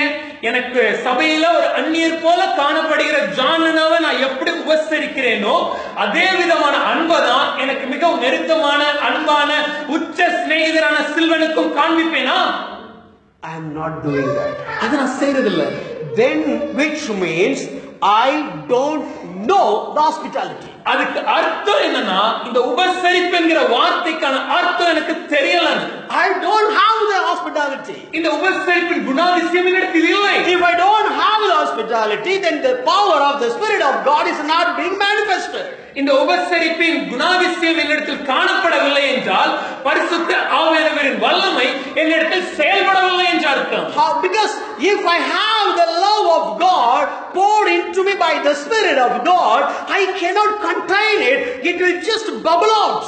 தேவனுடைய அன்பு பரிசுத்த ஆவியானவரின் மூலமாக எங்கள் ஊற்றப்பட்டிருக்கிறது என்றால் அந்த அன்பு என்னிடத்தில் வெளிப்படுவதை, பொங்கி வருவதை என்னால தடுக்க முடியாதையா? You know, the Christian love, Christian fellowship or hospitality is not patting on the back and giving a hug and say that, okay, I love you, or no, have a great day. No, that's not. கிறிஸ்தவ அன்பும் கிறிஸ்தவ உபசரிப்புமானது ஒரு கிறிஸ்தவனை தம் தோளில் தட்டி கொடுத்து நல்லா இருக்கிறீங்களா, கர்த்தருக்கு ஸ்தோத்திரம் என்று சொல்லி அவரை அரவணைத்து மாத்திரம் செல்வதல்ல. If you go to some corporate kind of churches, ஒரு கார்ப்பரேட் விதமான சபைகளுக்கு நாம் சென்றோம் என்றால், the moment you enter into the church, சபைக்குள்ள பிரவேசிக்கும் போதே, oh brother, welcome. சகோதரரே வாங்க. Oh, we are so happy to have you. நீங்க வந்தது எங்களுக்கு ரொம்ப சந்தோஷம். Whatever you say, they will smile. நீங்க என்ன சொன்னாலும் சிரிப்பாங்க. ஏன்னா அப்படி ட்ரெயின் பண்ணிருப்பாங்க. Because that's how they train. நீ சிரிச்சிட்டே பேசணும்னு இருப்பாங்க. They have been informed to always speak with a smile. You yourself thought that they are like a close relatives. நீங்க பேசுறத பாத்தீங்கன்னா ரொம்ப நெருங்கிய சொந்தக்காரங்க. Only one objective. அங்க ஒரே ஒரு நோக்கம் தான் இருக்கும். You have to come to the church next week and put the offering in the same offering basket. அடுத்த வாரம் நீங்க சபைக்கு வந்து அடுத்த வாரம் அதே சபைக்கு நீங்க காணிக்கை கொடுக்கணுங்கிறது மாத்திரம் தான் குறிக்கோளா இருக்கும். And sometimes the moment you came, சில நேரம் நம்ம சபைக்குள்ள வந்த உடனே, welcome brother, வாருங்களையா, How are you? எப்படி இருக்கீங்க? இது இல்ல Christian fellowship. That is not a Christian fellowship. This is not hospitality. ஐயா, இது உபசரிப்பு அல்ல. Of course it is all needed. இதெல்லாம் தேவைதான். But the philoxenos is not referring that. ஆனால் இந்த பிலோக்சன் என்கிற கிரேக்க பதம் இதை குறிக்கவில்லை. It means அதுக்கு அர்த்தம் என்னன்னா, sharing the burdens and the blessings to others to bring glory to Him. நம்மளுடைய ஆசீர்வாதங்களுடைய பாரங்களையும் ஒருவரோடு ஒரு சுமந்து கொண்டு தேவனுடைய நம்ம மகிமைக்காக நாம் எல்லாரும் இணைந்து எழும்புவதே. It is not I'll go to Simon's house when Simon is comfortable. எல்லாம் என்னுடைய வாழ்க்கையில் நல்லா இருக்கும்போது என் வீட்டுக்கு போதகர் வருவதல்ல. No, even Simon is not comfortable. ஒருவேளை எனக்கு அது சௌகரியமாக I இல்லாவிட்டால் will go and partake the uncomfortable situation. அந்த சௌகரியம் குறைந்த காலத்தில் என் போதகர் என்னிடத்தில் வந்து அந்த சௌகரிய குறைச்சலில் கலந்து கொண்டு பங்கெடுப்பது. Not only pastors, it's among Christians. ஐயா, இது போதகருக்கான செய்தி மாத்திரமல்ல, ஒவ்வொரு கிறிஸ்தவ விசுவாசிகளுக்குமான செய்தி. When everything is perfect in Christian's life, that time is I'm not going to not. That is not the way of hospitality. Even the things are not working well in his life, I will go, I will partake, I will share the burdens, and even if his life is good, I will enjoy the blessings. எல்லா விதமான காரியங்களும் ஒருவருடைய வாழ்க்கை சரியாக இருக்கும்போது அவருடைய வாழ்க்கையில் நாம் பங்கெடுப்பது மாத்திரம் உபசரிப்பு அல்ல. ஒருவேளை அவருடைய வாழ்க்கையில் குறைவுகள் இருந்தாலும், அவருடைய வாழ்க்கையில் குறைச்சல்கள் காணப்பட்டாலும், அசௌகரியங்கள் நிறைந்திருந்தாலும், அந்த நேரத்தில் அவருடைய வாழ்க்கையில் பங்கெடுத்து அந்த அசௌகரியங்களில் அவரோடு இணைந்து வாழ்ந்து அவருடைய வாழ்க்கையில் இணைந்திருப்பதே அது மாத்திரமல்ல, ஆசீர்வாதத்திலும் பங்கெடுக்கலாம். எல்லாம் இணைந்திருப்பதுதான் உபசரிப்பு. See, one extreme is we are so comfortable we don't enter into their uncomfortable situation. ஒரு பகுதி எப்படின்னா, நம்ம ரொம்ப ஒரு விதத்துல என்ன சொல்லிடுறோம்னா, அவங்க குறைச்சல்ல அவங்க அசௌகரியங்களை நாம் பங்கெடுக்கலாம் விரும்பலையான்னு சொல்லிடுறோம். And other side is இன்னொரு பகுதி என்னன்னா, we are so spiritual, நம்ம ரொம்ப ஆவிக்குரியவங்களா we மாறி are so caring others, மற்றவங்க அதிகமா உபசரிக்கிறவங்க பேர்ல we will never partake their blessings. அவங்களுடைய ஆசீர்வாதங்களும் பங்கெடுத்துக்க மாட்டோம். Both are wrong. ரெண்டுமே தப்புங்க. Both are not hospitality. ரெண்டுமே உபசரிப்பு அல்ல. If I love Sylvain, சில்வரை நான் நேசித்தால் I will enjoy his blessings அவருடைய ஆசீர்வாதங்களிலும் நான் அனுபவிப்பேன். because my God blessed Sylvain. ஏனென்றால் என் தேவன் என் சகோதரனை It ஆசீர்வதித்திருக்கிறார். is not Sylvain has learned something. It is not something Sylvan is so special, so God has blessed him. அது ஏதோ சில்வனாகிய நான் ஏதோ ரொம்ப முக்கியமானவன் அப்படின்னு சொல்லிட்டு ஆண்டவர் என்ன மட்டும் ஆசீர்வதித்தேன்னு சொல்ல முடியாது. No. இல்லையா? Whatever the blessing that he has, it is came from my God. அவருக்கு கொடுக்கப்பட்டிருக்கிற எல்லா ஆசீர்வாதங்களும் என் தேவனால் அருளப்பட்டவை. I will go and enjoy. ஆகவே நான் சென்று அதில் பங்கெடுத்துக் கொள்வேன். அங்க சில்லின் ஒரு காரை வாங்குறேன், நான் காரை தூக்கிட்டு போயிரலாம் நினைச்சிராதீங்க. So don't think that my brother has bought a car, so let me take the car. Brother, last week நீங்க preach பண்ணீங்க. Brother, last week only you preached. Partake blessing சொன்னீங்க brother. ஆசீர்வாதத்துல பங்கெடுக்க சொன்னீங்க. அவர் ஒரு iPad வாங்குனாரு, நான் எடுத்துக்கிட்டேன் brother. அப்படி சொல்ல வரல. He has brought an iPad, so I took it home because you asked it so. Don't feel like so spiritual. ரொம்ப ஆவிக்குரியவங்களா வாழக்கூடாதுங்க. அது the same time. மன்னிக்கவும், ஆவிக்குரியவங்களா வாழ்றது போல நடிக்க கூடாது. Thank you. In the same time, அதே நேரத்துல whenever I am comfortable, I will go, or I don't want to partake his burdens. இல்லனா எனக்கு ரொம்ப சௌகரியமா இருக்கும்போது மாத்திரம் அவருடைய பிரச்சனை எல்லாம் இருந்தா நான் போக மாட்டேன், இல்ல பிரச்சனை இருக்கும்போது மாத்திரம் தான் போய் அப்படிங்கிற நிலைமைக்கு நான் போயிட கூடாது. So you must enter into the feelings of others. மற்றவர்களின் உணர்வுகளோடு நாம் இணைந்து பயணிக்க கற்றுக்கொள்ள வேண்டும். Not pat on your back. அவங்க தோளை தட்டி கொடுப்பது மாத்திரமல்ல, It is sharing the burdens and the blessings. ஆனால் அவருடைய ஆசீர்வாதத்திலும் அவருடைய அசௌகரியங்களிலும் இணைந்து பயணிக்க ஆரம்பிக்கணுங்க. That is what hospitality. அதுதான் உபசரிப்பு. No, basically, if you go to some folks will, some folks, for example, somebody is coming to your home. ஒருவேளை நம்முடைய வீட்டுக்கு ஒருவர் வருகிறார் என்றால், they may feel two different way. அவங்களுக்கு ஒரு இரண்டு விதமான காரியங்கள் நடக்கும். So either they feel like home, ஒருவேளை அவங்க நம்ம வீடு போல யோசிக்கலாம், or they feel like, or they wish they were at their home. ஒருவர் நம்ம வீட்டுக்கு வரும்போது ஒருத்தங்க யோசிப்பாங்க நம்ம வீடு போல இது இருக்கேன்னு நினைப்பாங்க, இல்லனா ஏன்டா இந்த வீட்டுக்கு வந்து நம்ம வீட்டிலே இருந்திருக்கலாமே நினைப்பாங்க. Which category you are? நம்ம வீடு எந்த நிலைமையில இருக்கு? No, sometimes people are coming, we'll make this statement. ஒரு சில நம்ம வீட்டுக்கு வந்தா நம்ம இப்படி சொல்லுவோம்ல, no, feel like home. உங்க வீடு போல நினைச்சுக்கோங்க. Last week 5 people are staying in my home. கடந்த வாரம் ஒரு 5 பேர் எங்க வீட்ல தங்கி இருந்தாங்க. இருந்தாங்க. So usually whenever you finish your just eating, evangelist will quickly come and get the plate. அங்க பொதுவாக எங்க வீட்டுல நடக்கிற காரியம் என்னன்னா, வீட்டுக்கு யார் வந்து சாப்பிட வந்தாலும் சாப்பிட்டு முடிச்ச உடனே என் மகளாக இவாஞ்சலின் ஓடி வந்து அந்த பிளேட்டை வாங்கிப்பாங்க. We keep it as a practice. அது ஒரு பழக்கமாக எங்க வீட்டுல வைத்திருந்தோம். It's kind of a respect. அது அவங்களுக்கு கொடுக்கப்படுகிற ஒரு மரியாதை. So we will take the plate and we'll wash the plate. அவங்களுடைய தட்டுகளை நாங்க வாங்கி நாங்க கழுவ போவோம். So last time couple of men of God and 5 people are staying in my home. தேவ மனிதர்கள் ஒரு 5 பேர் எங்க வீட்ல வந்து தங்கி இருந்தாங்க. A new person whom he has visited my home first time. அதுல ஒருவர் முதல் முறையாக எங்க வீட்டுக்கு வந்திருந்தாங்க. And it was in the it was night, we had the dinner. ராத்திரி வேளை உணவு சாப்பிட்டு முடிக்கும்போது and he took the plate. அவர் தன்னுடைய தட்டை எடுத்தாங்க. And I said, evangelist, stop him and get the plate. நான் சொன்னேன், இவாஞ்சலின் அவரை தடுத்து அந்த பிளேட் வாங்குங்க. Because I know these people will never even bother to wash it and put it back. ஏன்னா எனக்கு தெரியும் அவங்க தட்டை கழுவி அங்க வைக்கிறதெல்லாம் யோசிக்க மாட்டாங்க என் வீட்ல. So he went and stopped. அப்போ அவர் போனோனே அவர் தடுத்து நிறுத்துனாங்க. He came back into the room. அவர் திரும்ப ரூமுக்கு வந்துட்டு and he said, brother, you said feel like home. சகோதரரே, நீங்க என்ன சொன்னீங்க? வீடு போல பாத்துக்க சொன்னீங்கல்ல, உங்க வீடுன்னு சொன்னீங்கல்ல. Then why did you stop? அப்ப ஏன் தடுத்து நிறுத்துனீங்க? It's bang on my head. அது என் தலையில அப்படி தட்டுன மாதிரி இருந்துச்சு. கரெக்ட் தான். So one side, okay, I have to understand. ஒரு பக்கம் எனக்கு புரியுது. But look at their way of hospitality. ஆனா அவங்க இருதயத்துல உபசரிப்பு எப்படி காணப்பட்டுச்சுன்னு பாருங்க. Basically he is a missionary. இன்னும் சொல்ல போனா அவர் ஒரு missionary. He said, brother, if it is my home, ஐயா என் வீடா இருந்துச்சுன்னா allow me take my plate and wash the plate. என் பிளேட்டை நான் போய் கழுவ எனக்கு அனுமதி கொடுங்க. And that I said, okay, brother.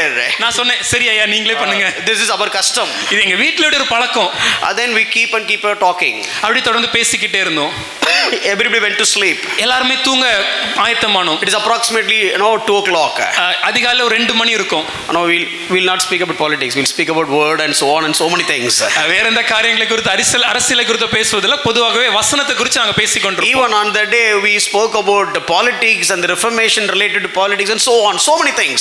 அந்த நாட்கள்ல கூட அரசியலும் இந்த சீர்திருத்தமானது எப்படி அரசியலிலும் ஒரு தாக்கத்தை ஏற்படுத்த வேண்டும் என்ற காரியத்தை மற்ற எல்லா காரியங்களும் நாங்க பேசிக்கொண்டிருந்தோம். And suddenly he said, அப்ப திடீர்னு அவர் சொன்னாரு, brothers, you want tea? ஐயா யாருக்காதுங்க தேநீர் அருந்தணுமா? Abhi is already slept. ஐயா போதவரோட மனைவி ஏற்கனவே தூங்கிட்டாங்க. It's 2 o'clock.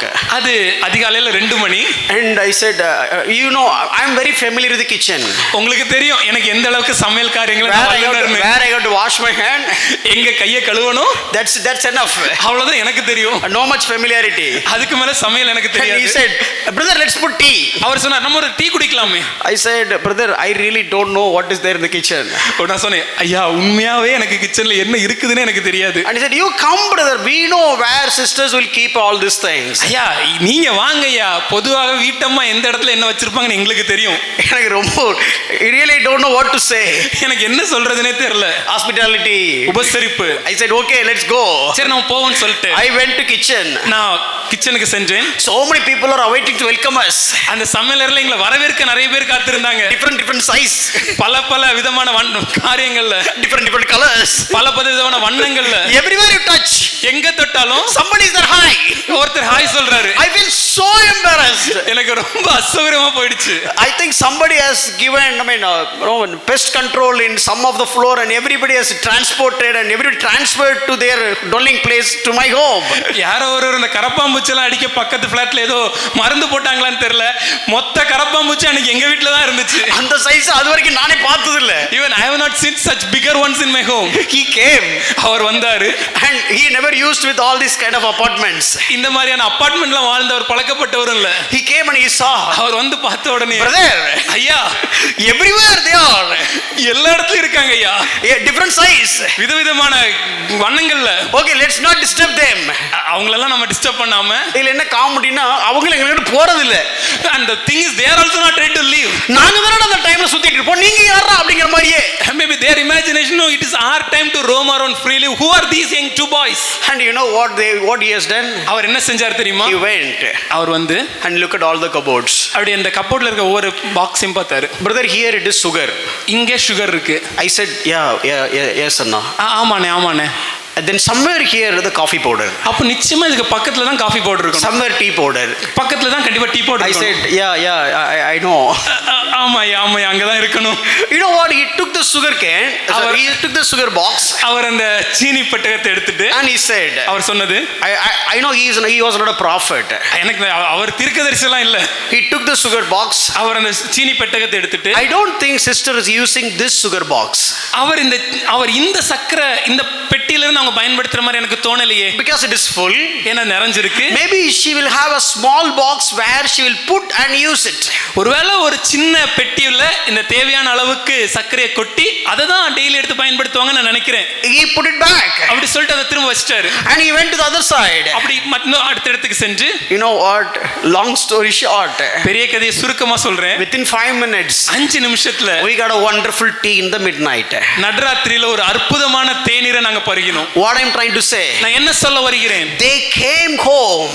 அவங்க 5 தான் எங்க வீட்டுக்கு வந்தாங்க. And they came home. அவங்க வீட்டுக்கு வந்தாங்க. They feel like home. அவங்க வீடாகவே பாவிச்சாங்க. And they started using it as their own home. அவங்க சொந்த வீட்டுல எப்படி வசிப்பாங்களோ தங்கி இருப்பாங்களோ அதே போல வாழ ஆரம்பித்தாங்க. No, it is not about they don't want to see this. ஐயா இதை எங்க வீட்டுல அவங்க பார்க்க கூடாதுன்னு. No, whenever we are trying to come your home, நாங்க பொதுவா உங்க வீட்டுக்கு வந்தோம்னா, if we say okay we are coming, நாங்க வரோம் சொன்ன உடனே everybody will become so busy.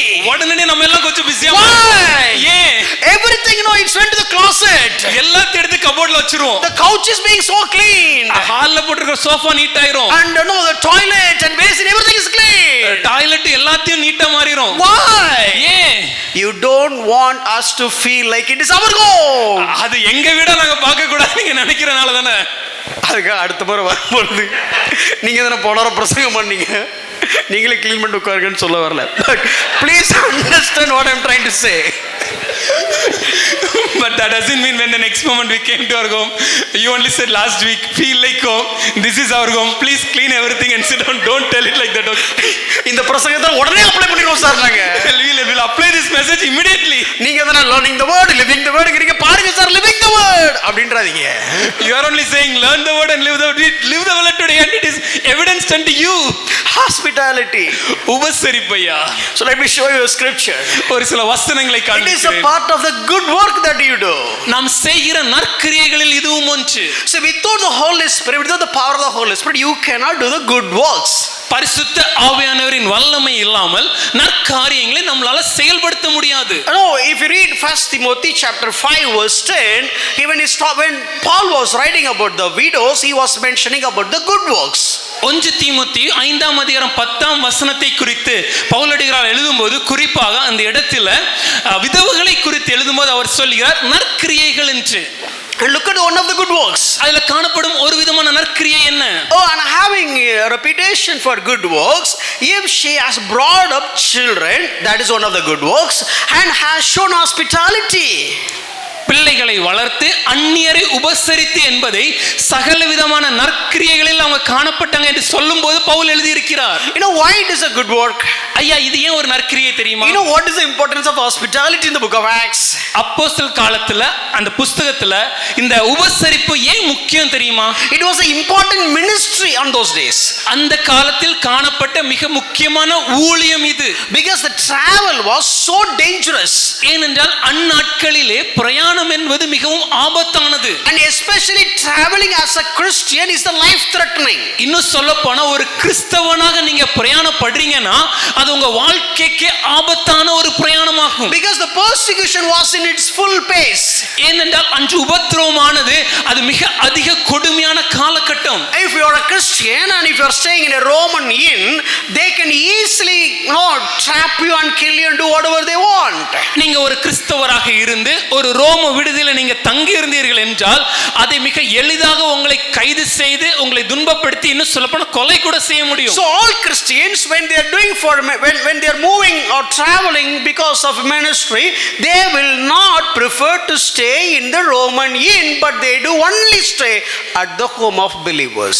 ஆகவே அந்த காலத்துல கிறிஸ்தவர்கள் பிரயாணப்படும்போது ஒரு மிஷனரி பிரயாணத்துல இருக்கும்போது அவர்கள் ஒரு ரோம விடுதியில தங்குவதை விரும்பாமல் ஒரு விசுவாசிகளின் வீட்டில் தங்கியிருப்பதையே அவர்கள் விரும்பினர்.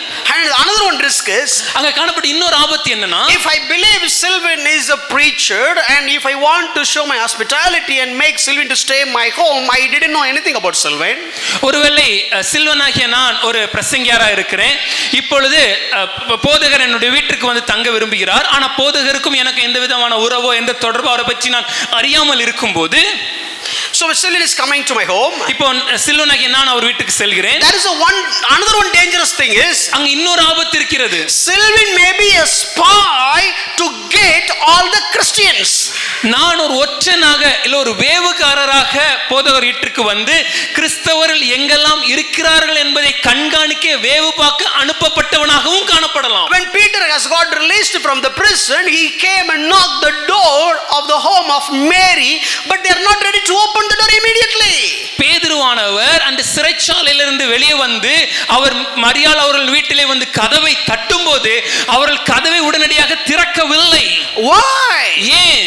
Maybe a spy, ஒருவேளை ஒரு வேவுகாரராக இருக்கலாம், maybe a Roman soldier, ஒருவேளை ரோம போர் சேவராக இருக்கலாம். such kind of climate, அப்படிப்பட்ட சூழ்நிலையில anybody comes to your home, நம்ம வீட்டுக்கு யார் வந்தாலும் claims that he is the believer of Jesus Christ, அவர் தன்னை இயேசு கிறிஸ்துவை விசுவாசிக்கிறவர் என்று சொல்லும்போது, you need to accept them in their home as your friend.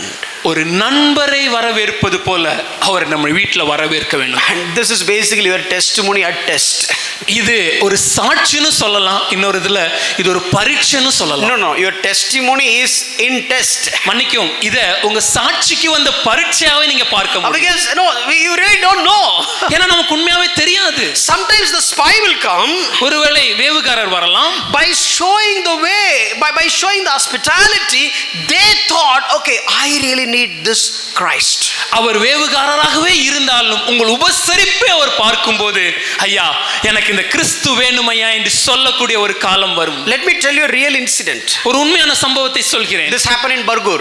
இது பர்கூர் மலை கிராமத்தில் நடந்தது. We all know Pastor Paul. நாம் எல்லாரும் அதிக பேர் அறிந்திருக்கிறோம் போதகர் பவுல் அவர்களை. So Paul and came to Chennai once. அப்போ பால் பாஸ்டர் முறை சென்னை பட்டணத்துக்கு வரும்போது, sorry, not Chennai, I think near Pondicherry somewhere. மன்னிக்கும், சென்னை அல்ல, பாண்டிச்சேரிக்கு பக்கத்துல வரும்போது, so they have conducted a house meeting. அங்க வீட்ல ஒரு கூட்டம் நடந்தது. There was a neighbor.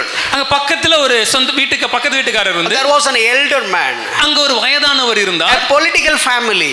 அது ஒரு அரசியல் குடும்பம், well educated family, மிகவும் படிப்பறிவுள்ள குடும்பம். and especially the elder man is a very knowledgeful man. இன்னும் சொல்ல போனா அந்த வயதானவர் மிகவும் கல்வியில் கற்று தேறினவர். so they caught up and they know when they knew each other, they became friends.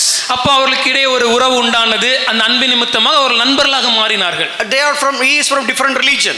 ஆனால் அவர் வேறொரு மதத்தை சேர்ந்தவர். very pious towards his faith.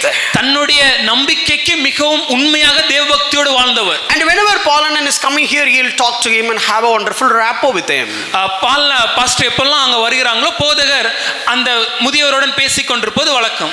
and one particular day he heard that he was sick.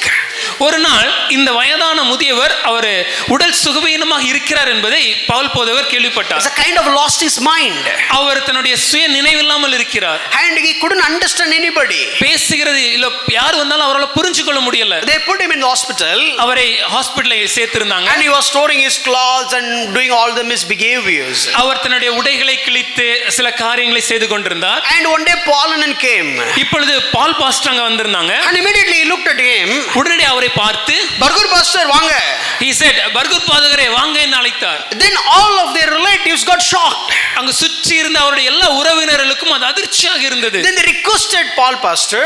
அவங்க போதகரிடத்துல கொஞ்சம் அன்பா கேட்டுக்கொண்டாங்க. pastor, can you take him to your place and keeping him for some time so that at least he could recollect everything.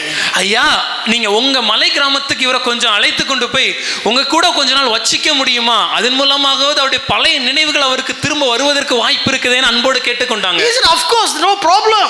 உடனே போதகர் கண்டிப்பா நான் செய்றேன், இதுல என்ன பிரச்சனை இருக்குன்னு we took him to the Bargur. அவரை தன்னுடைய மலை கிராமத்திற்கு பர்கூருக்கு அழைத்து சென்றார். very early morning he get up. அதிகாலையில் எழுந்து விடுவார். he took bath. காலையில் குளித்து விட்டு and pluck flowers from this premises.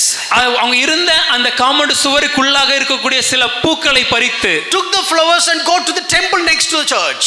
அந்த சபைக்கு அருகில் இருக்கக்கூடிய கோயிலுக்கு செல்வார். and every day he goes to the church and pray, the temple and do all these things regularly. ஒவ்வொரு நாளும் இதே போல அதிகாலையிலே பூக்களை பறித்து அந்த கோயிலுக்கு சென்று வருவது அவருடைய வழக்கம்.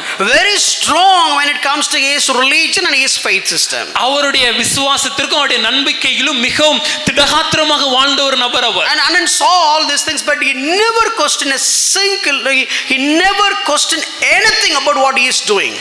பால் போதகரும் இது ஒவ்வொரு நாளும் கவனித்திருந்தாலும் அவர் செய்கிற காரியங்களை அவர் ஒருபோதும் கேட்டுக்கொண்டதே இல்லை. But he was staying with them.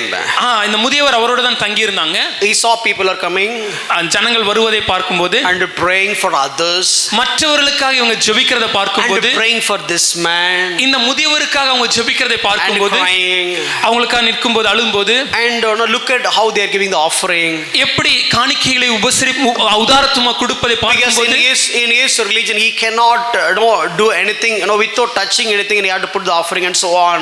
ஏன்னா அவங்களுடைய மத கலாச்சாரத்தின்படி அவங்க எந்த காரியத்தையும் தொடாம தான் அந்த காணிக்கையை போடணுங்கிற ஒரு கட்டாயம் அவருக்கு இருந்தது. But here the believers and preachers, they are coming, they are hugging each other, they are showing love and hospitality and all this he was watching.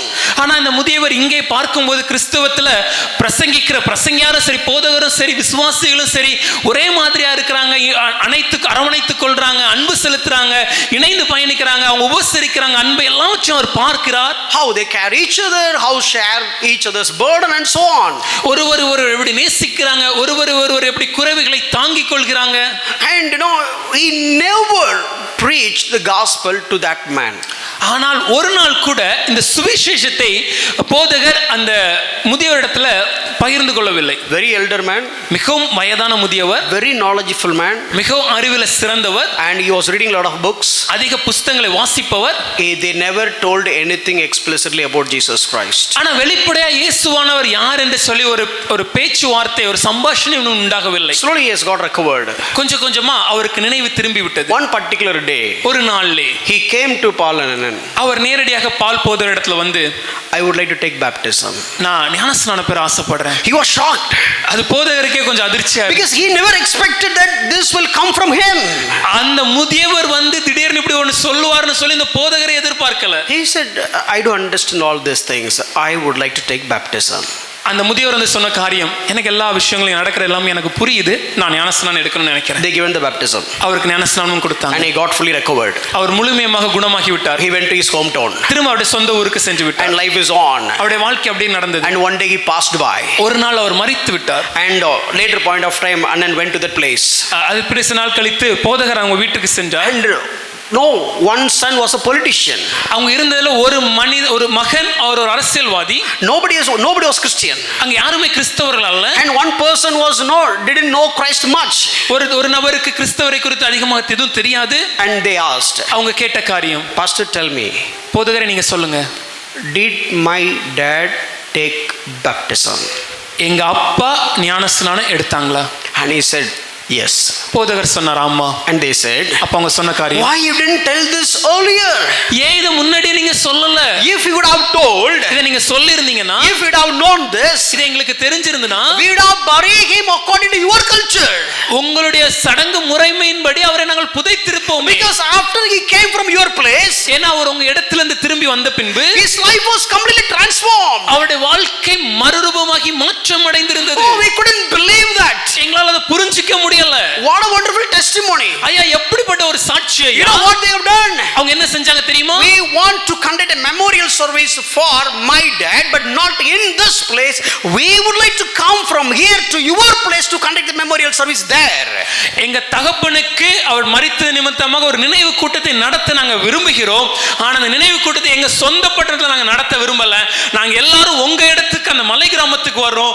அந்த மலை கிராமத்துல அந்த ஒரு நினைவு கூட்டத்தை நடத்த நாங்க விரும்புறோம். All they came to the hill station. அந்த மொத்த குடும்பமும் அந்த மலை கிராமத்திற்கு வந்தார்கள். And the entire church came. அந்த முழு சபையும் கலந்து கொண்டார்கள். Now they didn't see him. They see them before. These people didn't never see them before. இந்த குடும்பத்தாருக்கு இந்த சபை மக்களை தெரியாது.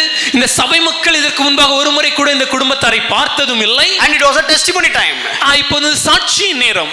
And from the congregation many people stood up and said something about that old man.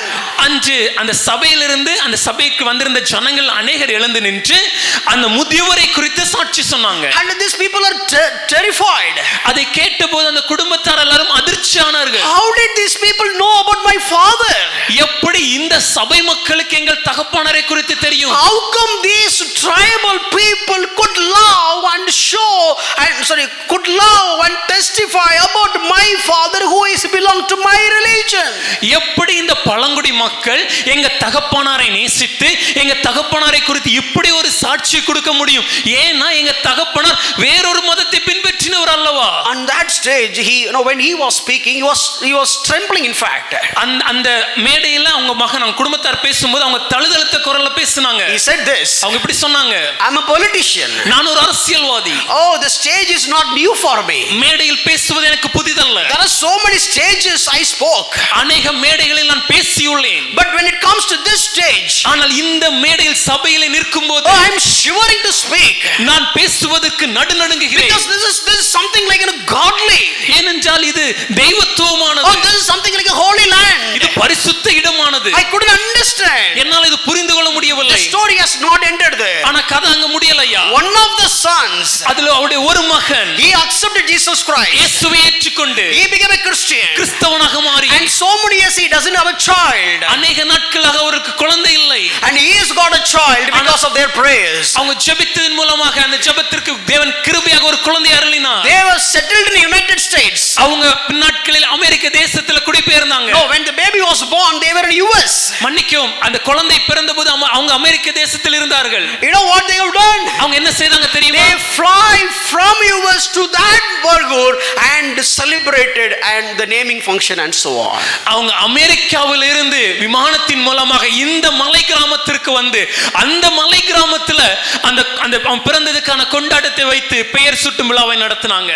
Now tell me where the power of the Spirit of God has been manifested. இப்போ சொல்லுங்கய்யா, பரிசுத்த ஆவியானவரின் வல்லமை எந்த இடத்தில் செயல்படுகிறது? Not in preaching. அது பிரசங்கத்தில் மாத்திரமல்ல. Don't take me wrong. தப்பா எடுத்துக்காதீங்க. The gospel has never preached to that old man. சுவிசேஷமானது வெளிப்படையாக அந்த முதியவரிடத்தில் பிரசங்கிக்கப்படவில்லை. Not by words. வார்த்தையினால் பண்ணவில்லை. But by life. ஆனா வாழ்க்கையினால பிரசங்கிக்கப்பட்டது. He had seen their lives. அவங்க வாழ்க்கையை அவர் பார்த்தார். He had seen their hospitality. அவங்க உபசரிப்பை அவர் He had பார்த்தார். seen their love. அவங்க அன்பை அவர் பார்த்தார். Culture is different. கலாச்சாரம் வேறு. Religion is different. மதம் வேறு. Age is different. வயது வேறு. Oh, the dressing and the language, everything is different. அவர்கள் உடுத்தும் உடை, அவங்களுடைய சாப்பிடும் கலாச்சாரம் எல்லாம் வேறு. But still, ஆனாலும் he received the hospitality. Not only the hospitality, through that he received the Savior. அவர் அந்த உபசரிப்பில் பங்கு பெற்று அதை ஏற்றுக்கொண்டார். அது மாத்திரம் இல்லைங்க, அந்த உபசரிப்பின் மூலமாக அவர் கிறிஸ்துவை ஏற்றுக்கொண்டார். Hallelujah. Hallelujah. You know how great it is if you show that such kind of hospitality to the people, those who are visiting to your home, you can easily earn a lot of souls. இப்படிப்பட்ட உபசரிப்பை உங்க வீட்டில் வருகிற ஒவ்வொரு அந்நியரிடத்திலும் நீங்க காண்பிக்க ஆரம்பிச்சீங்கன்னா உங்களால வெகு எளிதாக அநேக ஆத்துமாக்களை சொந்தமாக்க முடியுங்க. அந்நியர்கிட்ட அப்புறம் காமிக்கலாம், அட்லீஸ்ட் இருக்கிற வீட்டுக்காரங்கிட்ட காமிங்க. Maybe you can show the love to the neighbors next, but first show it to your home, show it to the people in your home. By showing the love, you can get the heart of the people. அன்பை காண்பிப்பதன் மூலமாக, உபசரிப்பை காண்பிப்பதன் மூலமாக ஜனங்களின் இருதயத்தை நாம் அன்பாலே வெற்றி கொள்ளலாம். You know what is the purpose of the church?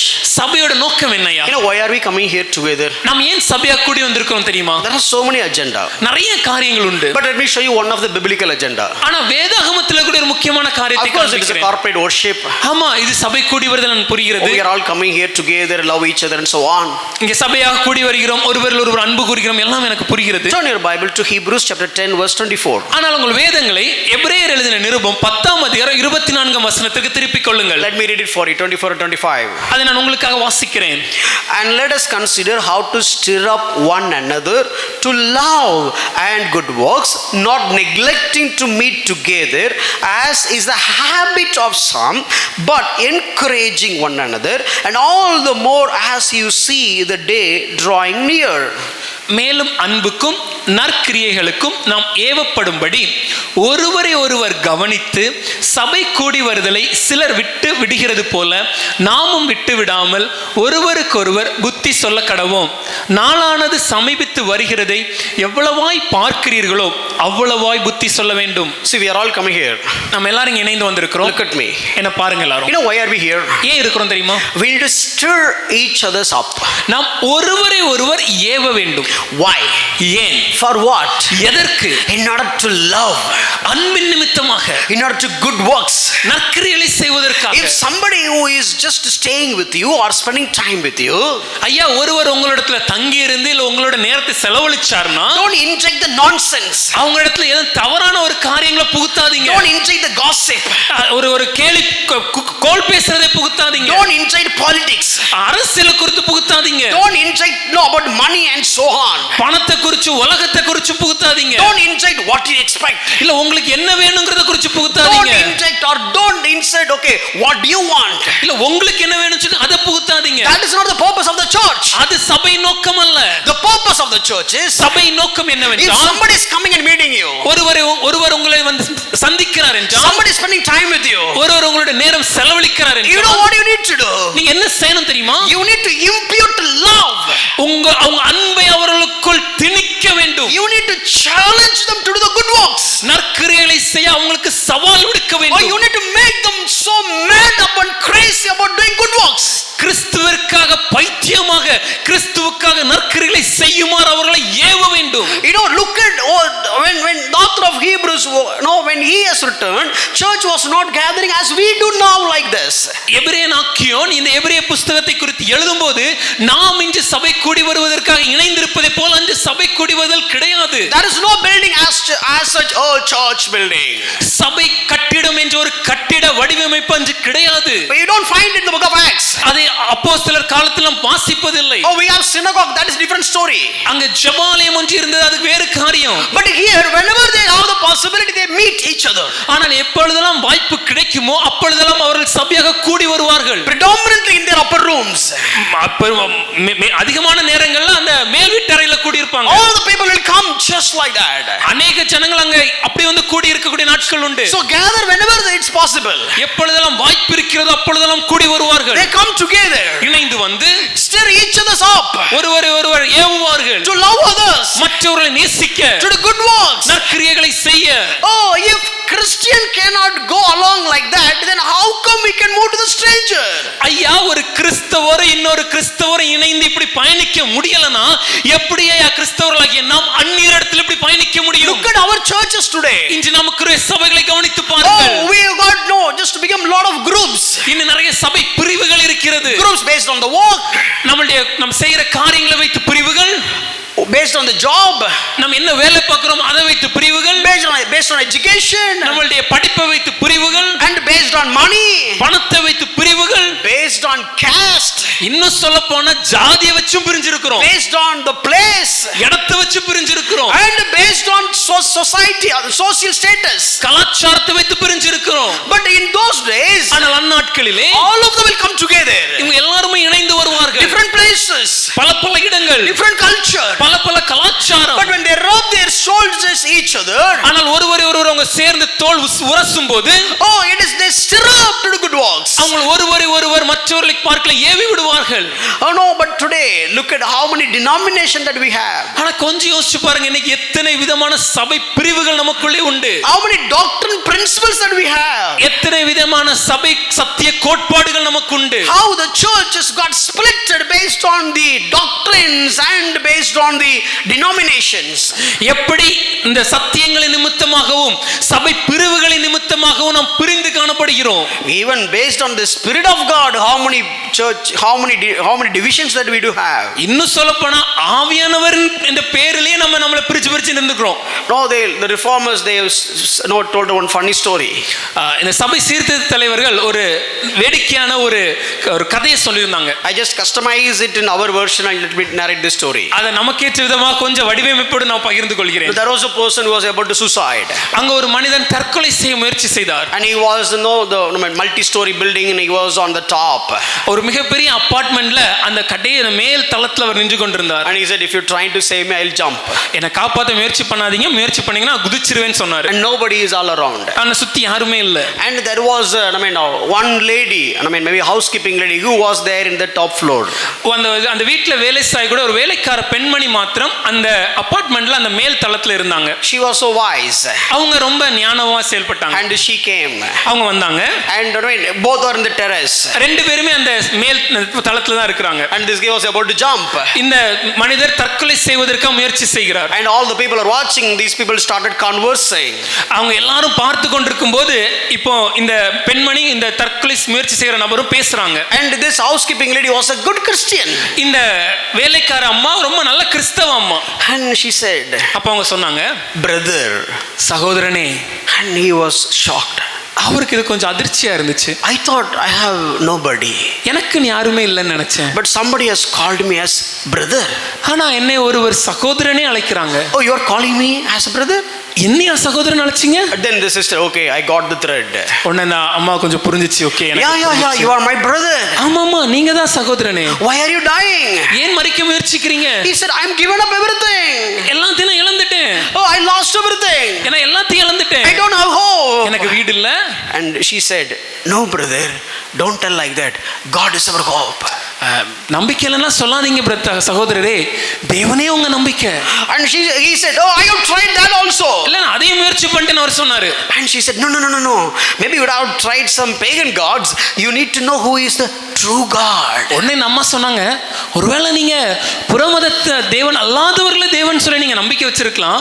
உண்மையான தேவன் யாருன்னு நீங்க தேடி பாருங்க. He said, I know the true God. இல்ல, எனக்கு உண்மையான தேவனை தெரியும். Oh, you know the true God? உண்மையான தேவனை தெரியுமா? Who is that God?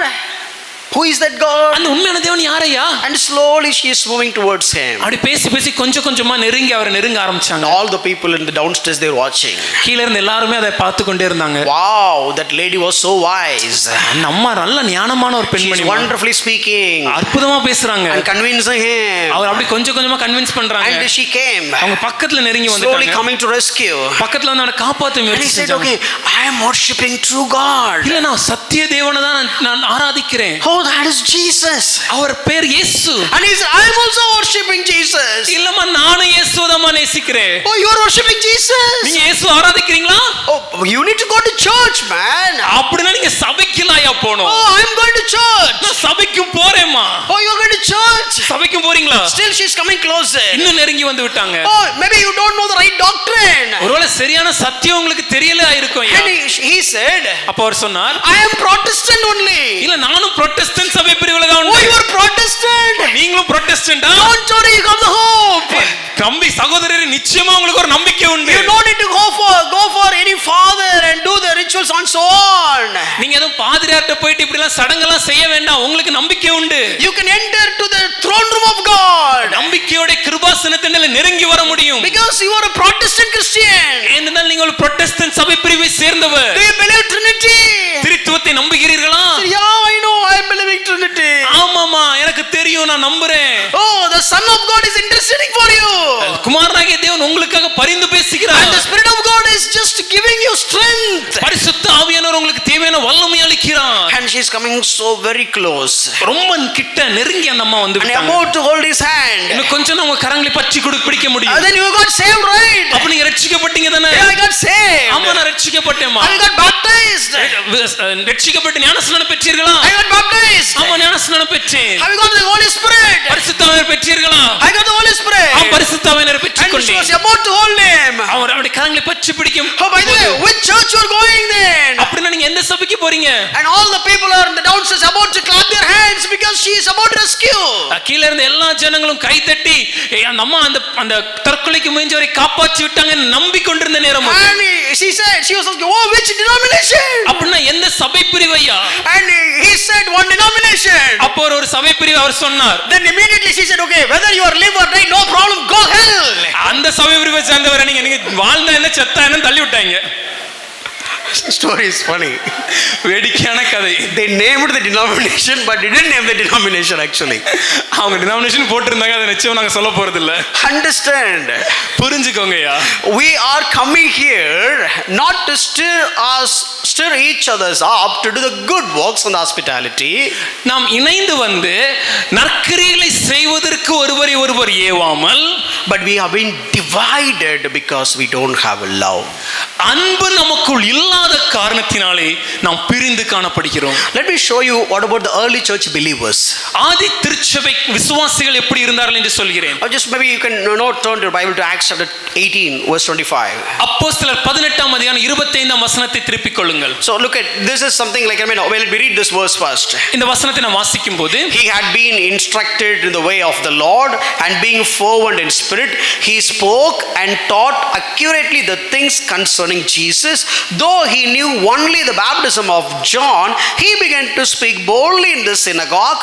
But when Priscilla and Aquila heard him, they took him aside and explained to him the way of God more accurately. அவன் கர்த்தருடைய மார்க்கத்திலே உபதேசிக்கப்பட்டு யோவான் கொடுத்த ஸ்நானத்தை மாத்திரம் அறிந்தவனாயிருந்து ஆவியில் அனலுள்ளவனாய் கர்த்தருக்கு அடுத்தவைகளை திட்டமாய் போதகம் பண்ணி கொண்டு வந்தான். அவன் ஜெப ஆலயத்தில் தைரியமாய் பேச தொடங்கின போது ஆக்கிலாவும் பிரிஸ்கில்லாலும் அவன் பேசுகிறதை கேட்டு அவனை சேர்த்து கொண்டு தேவனுடைய மார்க்கத்தை அதிக திட்டமாய் அவனுக்கு விவரித்து காண்பித்தார்கள். See, Aquila, Priscilla, they were believers. ஆக்கிலாவும் பிரிஸ்கில்லாவும் விசுவாசிகள். So they got a guest speaker. இப்போ அவங்க இடத்திற்கு ஒரு சிறப்பு விருந்தினராக பேசுவதற்கு ஒருத்தர் வந்திருக்காங்க. Apollo.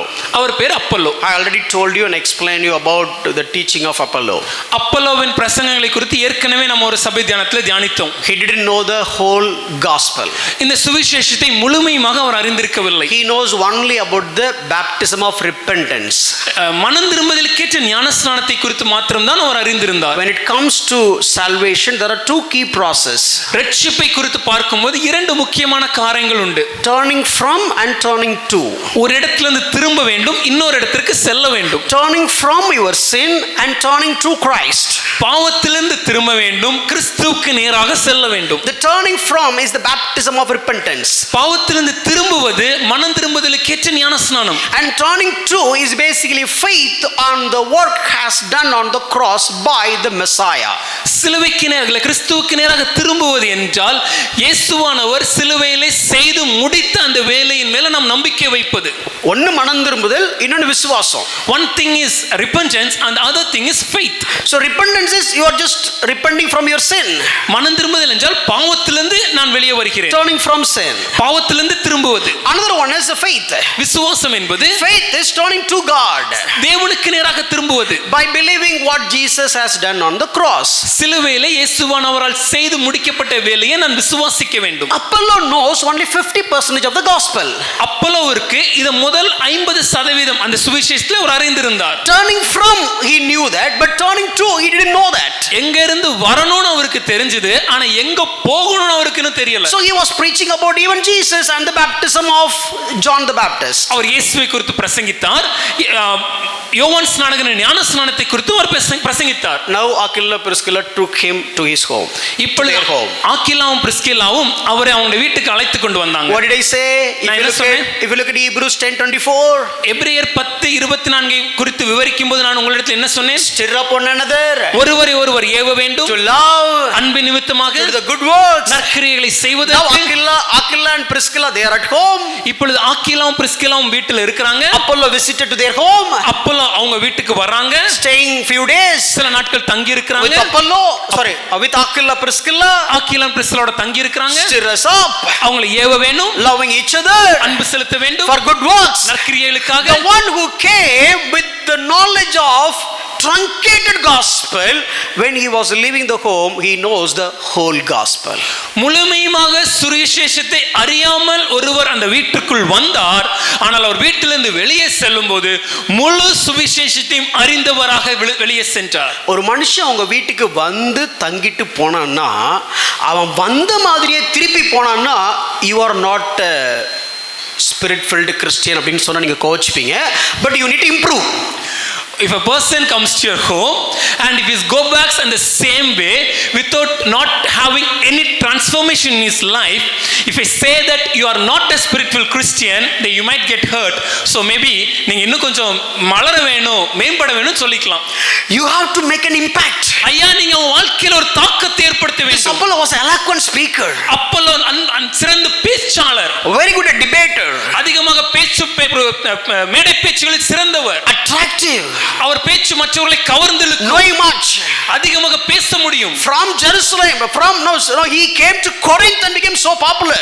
எருசலேமிலிருந்து இந்த கொரிந்து பட்டணத்துக்கு வந்து இங்கு மிகவும் பிரபலமானவராக மாறுகிறார். And this Aquila Priscilla came from Rome to this place. இப்பொழுது ஆக்கிலாம் பிரிஸ்கில்லாவும் ரோம பட்டணத்துல இங்க வந்தவங்க. And they have maybe few days stay together. ஒரு சில நாட்கள் இவங்க இணைந்து தங்கி இருக்காங்க. You know what happened to Apollo now? அப்போலோக்கு இப்ப என்ன நடந்துச்சு தெரியுமா? Look at the same verse. அதே வசனத்தை பாருங்க. Earlier it says he taught accurately. முதலாவதாக அவன் திட்டமாய் போதகம் பண்ணி கொண்டு வந்தான். But later point of time, 26th verse, ஆனால் 26ஆம் வசனம் வரும்போது he was teaching, explaining God more accurately. வேத சொல்லும்போது தேவனுடைய மார்க்கத்தை அதிக திட்டமாய் அவனுக்கு விவரித்தார்கள். ஒருத்தர் நம்ம வீட்டுக்கு வந்து தங்கிட்டு போனார்னா அவர் காட பத்தி இன்னும் அதிகமா தெரிஞ்சிட்டு போணும். When some person comes and stays in our home and they go back, they should know God in a better way. பக்கத்து வீட்டுக்காரனை பத்தி தெரியணும் அவசியம் இல்ல. Maybe they don't need to know about our neighbors. அவனை பத்தி இவனை பத்தி தெரியணும் அவசியம் இல்ல. They don't need to know about the other person or this person. We are not here to talk about that. அத குறித்து பேச நம்ம இல்ல. I got one soul to my home. ஐயா என் வீட்டுக்கு ஒரு ஆத்துமா வந்திருக்கிறான். It is my opportunity. இது எனக்கு கிடைச்சதான ஒரு வாய்ப்பு. Oh, Apollo was a Christian. Apollo கிறிஸ்தவர் தான். Aquila Priscilla were also Christians. ஆக்கிலாவும் பிரிஸ்கிலாவும் கிறிஸ்தவர்கள் தான். A Christian visited home of the Christian. ஒரு கிறிஸ்தவர் இன்னொரு கிறிஸ்தவர் வீட்டுக்கு வருகின்றிருக்கிறார். கேட்க கூடாது அப்போலோ எப்படி கிறிஸ்டியன் கேட்க கூடாது. Maybe don't ask me how Apollo became a Christian. Just for sake of understanding I am saying. புரிவதற்காக சொல்கிறேன். But look at when Apollo is moving the home. ஆனா அப்போலோ அந்த வீட்டை விட்டு வெளியே செல்லும்போது got a great impact. அங்க ஒரு தாக்கத்தோடு கடந்து சென்றார். You know சென்றார். what kind of impact? எப்படிப்பட்ட தாக்கம் தெரியுமா? Read 1 Corinthians chapter 3 verse 5. 1 கொரிந்தியர் 3ஆம் அதிகாரம் 5வது வசனம். What then is Apollos? What is Paul? I planted, Apollos watered. Pavul யார்? அப்போலோ யார்? நான் நட்டேன், அப்போலோ நீர் பாய்ச்சினான். Paul was not writing, okay, no, who is Apollo, who is Peter? Pavul சொல்லும்போது who is Paul, who is Peter? Pavul எழுதும்போது பவுலை தெரியுமா பேதுருவை தெரியுமான்னு எழுதல. He equating Apollo for his apostolic standard. தன்னுடைய அப்போஸ்தல ஊழியத்திற்கு இணையாகவே அப்போலோவையும் அவர் எழுதி இருக்கிறார். இப்படி ஒருத்தர் மாறுறதுக்கு காரணம் என்னன்னா அந்த ஒத்த stay. Do you know what made this man to have such an impact in his life is that the stay with Apollos. This is the pattern. ஐயா இதுதான் ஐயா அப்போஸ்தல புத்தகம். No, basically you look at the life of Jesus Christ. இயேசு கிறிஸ்துவின் வாழ்க்கையை பாருங்கள். Go back and read John 1:38 to 41. யோவான் 1ஆம் அதிகாரம் 38 ல 42 போய் படித்து பாருங்கள். Oh Rabbi, where do you stay? போதகரே நீங்க எங்க தங்கி இருக்கீங்க? And Jesus said, okay, come and stay, come and see. இயேசு சொல்றார் வந்து பாருங்கள். Oh, they came, வந்து பார்த்தாங்க, they stayed, தங்குனாங்க. they called him a Rabbi. Our போதகரை அழைத்திருந்தாங்க. But when they are leaving, ஆனா அவங்க வெளியே செல்லும்போது when this Andrew came to meet Peter, இந்த அந்திரியா பேதுருவை சந்தித்தபோது he didn't say that we have met a Rabbi. அவர் சொல்லும்போது போதகரை சந்தித்தோம்னு சொல்லல. He said, அவர் சொன்னார் we have found the Messiah. நாங்கள் மெசியாவை கண்டோம். We have found மெசியாவை கண்டோம். just one night stay, ஒரு ராத்திரி சந்திப்புங்க. rubbing the shoulder with Jesus Christ, இயேசுவின் தோள்களோடு உரசின ஒரு சந்திப்பு made him to bring Peter into Christ, and Peter became the pillar of the church. அந்த ஒரு சந்திப்பே பேதுரு கிறிஸ்தவனாக இல்ல கிறிஸ்துவை அறிவதற்கு ஒரு அடிக்கல்லாக மாறியது. பின்னாட்களில் இந்த பேதுரு சபைக்கு ஒரு முக்கியமாக மைல்கல்லாக மாறினார். Oh, I don't understand about God's sovereignty. ஐயா தேவனுடைய ஏக சத்ராதிபதியத்தை குறித்து நான் அறிந்திருக்கிறேன். But look at in this perspective. ஆனால் அதோட இன்னொரு பகுதியை பாருங்கள். One day, ஒரு நாள் Andrew went and stayed with Jesus. அந்திரியா இயேசுவோடு தங்கினார். He knew about Jesus as a Messiah. அவர் இயேசுவை மெசியாவாக அறிந்தார். அன்னைக்கு நைட் என்ன நடந்துச்சு எனக்கு தெரியாது. I don't know what happened on that night. But something has changed in his heart. ஆனா நாட்கள் அவருடைய இருதயத்தில் ஒரு மாற்றம் ஏற்பட்டது. He came. அவர் வந்தார். Straight away to home. நேரடியாக தன் வீட்டுக்கு வந்தார். Not to the synagogue. தேவாலயத்திற்கு அல்ல. Not to the marketing place. சந்தைக்கு அல்ல. Oh, not to the commercial place. இல்ல வேலை வேலை பார்க்கும் இடத்திற்கு அல்ல, he came to home தன்னுடைய வீட்டிற்கு வந்து and show the truth, tell the truth. இந்த சத்தியத்தை எடுத்து உரைத்தார். He was the first one instructing Peter that he is the Messiah. முதல் முறையாக பேதுருவிடத்தில் மெசியா இவர்தான் என்று எடுத்துரைத்தவர் இந்த அந்திரேயாங்க. Later point of time Jesus himself asked, who do you say I am? பின்னாட்கள் இயேசுவே பேதுருவிடத்தில் கேட்டார், என்னை நீ யார் என்று சொல்கிறாய்? No, he was asking to the disciples. பொதுவாக அவர் சீஷரிடத்தில் கேட்டாரு. Peter answered, அப்பொழுது பேதுரு பதில் சொன்னார், oh, you are the son of God. நீர் ஜீவனுள்ள தேவனுடைய குமாரனாகிய Oh, Kristu. such a transformation has planted where? அப்படிப்பட்ட ஒரு மனமாற்றத்திற்கான விதை எங்கு விதைக்கப்பட்டது? When the seed has been planted. அந்த விதை எப்பொழுதே விதைக்கப்பட்டது? Hospitality that they have enjoyed at the home of Jesus Christ. இயேசுவின் வீட்டிலே அவர்கள் பெற்றுக்கொண்ட உபசரிப்பே அதற்கு ஆதாரமாக ஒரு விதையாக ஆரம்பமானது. I mean another 5 to 10 minutes I'll talk about one topic and close. ஒரு 5-10 நிமிடங்கள் ஒரே ஒரு காரியத்தை சொல்லி முடிக்க விரும்புகிறேன். If I ask you what is the basic identity or responsibility of the believers with respect to Spirit of God, we will say so many things. ஒருவேளை இன்னைக்கு நான் உங்களிடத்துல ஒரு ஆவியானவர் உங்களிடத்துல இருக்கிறார் என்பதுக்கு அடையாளத்தை குறித்து சொல்லுங்க, ஒரு அடிப்படை காரியங்களை குறித்து சொல்லுங்கன்னு சொன்னா நம்ம அநேக காரியங்களை ஒரு லிஸ்ட் மாதிரி சொல்ல முடியும். There are so many things you will say. நிறைய காரியங்கள் நம்ம சொல்லுவோம். I am a believer. நான் ஒரு விசுவாசி. I got baptized by the Holy Spirit. பரிசுத்த ஆவியினால் ஞானஸ்நானம் பெற்றிருக்கிறேன். Let me tell you, I do this, that and so on. ஆகவே நான் இதை செய்வேன் இப்படி நிறைய காரியங்களை சொல்லுவோம். And we know that there are so many scriptures. The moment you believe the gospel and accepted Jesus Christ as Lord and Savior, you will have the Spirit of God. That we already taught that. நாம் ஏற்கனவே கற்றிருக்கிறோம். நாம் எப்பொழுது இயேசுவை நம்முடைய சொந்த ஆண்டவரும் இரட்சகரும் ஏற்றுக்கொள்கிறோமோ அந்த கணமே நமக்குள் பரிசுத்த ஆவியானவர் வசிக்கிறார் என்ற சத்தியத்தை அறிந்திருக்கிறோம். Look at the believer's responsibility. அப்படிப்பட்ட ஒரு விசுவாசியின் கடமை என்ன? Romans chapter 12 verse 13. ரோமர் 12ஆம் அதிகாரம் 13வது வசனம். Contribute to the needs of the saints and seek to show hospitality. பரிசுத்தவான்களுடைய குறைவில் அவர்களுக்கு உதவி செய்யுங்கள், அந்நியரை உபசரிக்க நாடுங்கள். Another place it says, and other translation says, take care of God's needy people and welcome strangers into your home. ஆங்கிலத்தில் வேறொரு மொழிபெயர்ப்பில் இதை குறித்து சொல்லும்போது பரிசுத்தவான்கள் சொல்வது போல தேவனுடைய ஜனங்கள் யாரெல்லாம் குறைவில் இருக்கிறாங்களோ அவர்களுக்கு உதவி செய்ய வேண்டும். அது மாத்திரமல்லாமல் அந்நியர்களை நம்முடைய வீட்டுக்கு நாம் வரவேற்க வேண்டும். It says welcome strangers. அந்நியர்களை வரவேற்கணும். Another place it says seek to show hospitality. அந்நியரை உபசரிக்க நாடணும் இன்னொரு பகுதி சொல்கிறது. I don't have time. Let me just quickly wrap it. நேரமில்லாதனால் விரைவாக முடிக்க விரும்புகிறேன். It says pursue hospitality. இந்த உபசரிக்க நாம் நாட வேண்டும். தமிழ்ல நாடுங்கள்னு வந்திருக்கு. In Tamil it comes as seek it. So basically it's a pursue. அத நம்ம ரொம்ப கண்டிப்பா செய்யணும்ங்கற ஒரு உபசரிப்பு. Pursue means you press violently. அதிகமாக தாக்கமாக அதை தேடுவது. It is not something when Sylvain came and asking some help, then I am helping him. That is different story. This is something I am seeking to find. Okay, is there anything Sylvain needs? ஐயா, நான் வந்து உங்களிடத்துல உதவின்னு கேட்கும்போது அது உதவியை நீங்க செய்வது ஒரு புறம் இருந்தாலும் இந்த போஸ்ட் என்கிற வார்த்தைக்கு அர்த்தம் என்னன்னா, ஐயா இவருக்கு நான் ஏதாவது விதத்துல உதவலாமா, அவருக்கு ஏதாவது தேவை இருக்கான தேடி பார்த்து உதவுவது. Diligently seek, is there anything I can do? உண்மையான மனதோட தேடி பார்க்க வேண்டும், ஏதாவது உதவிகள் தேவையா. I bring them to my home. அவர்களின் வீட்டுக்கு வரவழைத்து spend time with them. அவரோட நேரம் செலவழித்து and try to find what help I can do for them. அவர்களுக்கு என்ன விதத்தில் நான் உதவ வேண்டும் என்று நான் தேட வேண்டும். It is not fulfilling the request, it is seeking to find the needs. அவர்களுக்கு அவங்க கேட்கும்போது அதை செய்வதல்ல, அவர்கள் கேட்காமலே அவர்களுக்கு என்ன தேவை என்று தேடி பார்த்ததை செய்வது. I'll just show you a couple of examples and just move on. ஒரு சில எடுத்துக்காட்டுகளை மட்டும் காண்பிக்க விரும்புகிறேன். The first one. முதலாவதாக look at the believer's initial responsibility. ஒரு விசுவாசியின் ஆரம்ப கட்டத்தின் கடமை என்ன? Acts chapter 16 verse 14. அப்போஸ்தலர் 16:14. You all know this is the story of Lydia. அந்த லீதியாளின் காரியத்தை நீங்கள் அறிந்திருக்கிறீர்கள். She was baptized. அவங்க ரட்சிக்கப்பட்டாங்க. became the believer. ஞானஸ்நானம் பெற்று விசுவாசியானாங்க. And her household was also got baptized. அவங்க வீட்டார் அனைவரும் ஞானஸ்நானம் பெற்றார்கள். What was the very first immediate action or good work that she has done after she has been baptized? அவங்க ரட்சிக்கப்பட்டு ஞானஸ்நானம் பெற்று ஆரம்ப காலத்துல விசுவாசியாக மாறின உடனே அவங்க செய்த முதல் காரியம் என்ன? அங்க பாருங்க முதல் காரியம் என்னது? Just look at the verse. What was the first thing? ஹவுஸ் ஹோல்டும் பேப்டிசம் ஆனதுக்கு அப்புறம் செஞ்ச நல்ல காரியம் good works. What is good works? Hospitality. உபசரிப்பு.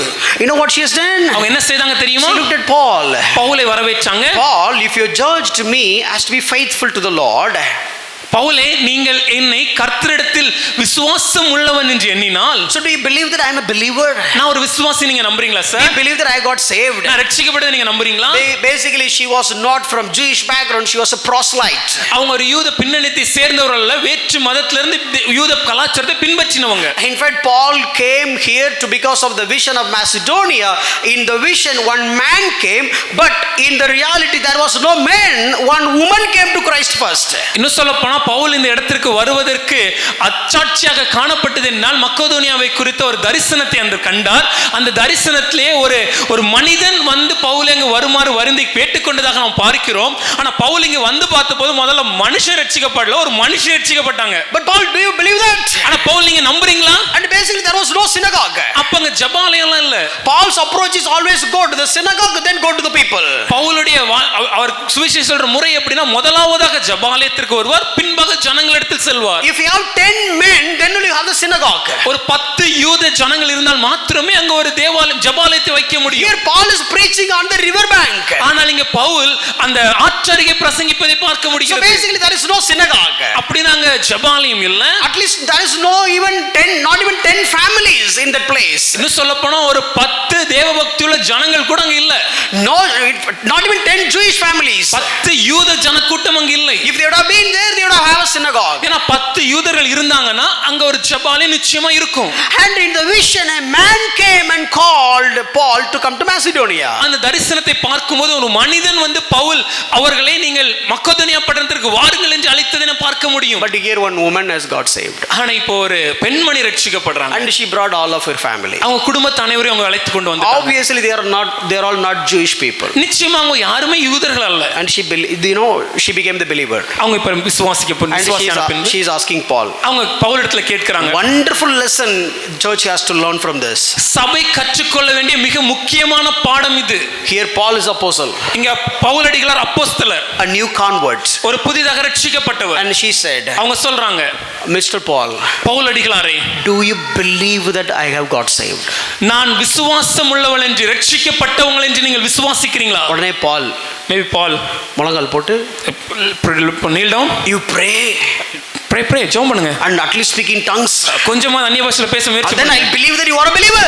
அப்ப நான் ஒத்துக்கிறேன் நீங்க விசுவாசி. Or you pray, ஜெபம் பண்ணுங்க, filled by the Holy Spirit, பரிசுத்தால் நிரம்பி, clap, கைத்தட்டி, jump, குதிச்சு, roll, உருண்டு, then I believe that you are a believer. அப்ப நான் நம்புறேன் நீங்க ஒரு விசுவாசின்னு. I know what Paul said. Pavul என்ன சொன்னார் தெரியுமா? Or look at her criteria. ஆனா அவங்களுடைய அந்த விதிமுறையை பாருங்களேன். Paul, you judge me. Pavul அடிகளார் நீங்க சொல்லுங்க. If you believe me as a believer, நீங்க விசுவாசின்னு என்னன்னீங்கன்னா come to my home. என் வீட்டுக்கு வந்து தங்கி இருங்க. Stay with me. தங்குங்க. That is the greatest ever sign of the power of the Holy Spirit. பரிசுத்தாவினுடைய வல்லமை நம்மிடத்தில் வெளிப்படுவது என்பதற்கு மிகப்பெரிய அடையாளம் இந்த உபசரிப்பு தான். She was not a Jew. அவங்க யூதர் அல்ல. But this guy was a Jew. ஆனா பவுல் அடிகளார் யூதர். Oh, she was a proselyte, just becoming a Jew. இப்பொழுதுதான் யூத கலாச்சாரத்தை பின்பற்ற முயற்சி செய்கிறவர். But this guy was a Jew, Benjamin, circumcised and so on.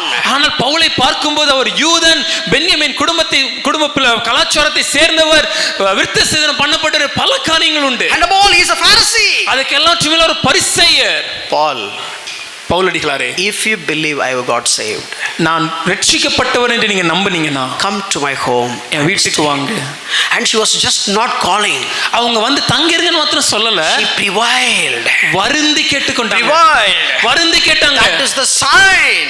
அதுதான் அத்தாட்சி. That is a good work. அதுதான் நற்கிரியை. That is the nature. அதுதான் சுபாவம். I know if you come to my home I may feel uncomfortable. ஒருவேளை நீங்க வீட்டுக்கு வந்து தங்குறீங்கன்னா எனக்கு சில அசௌகரியங்கள் இருக்கலாம். A lot of culture barrier.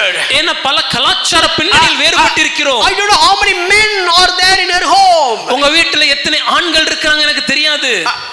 I didn't know.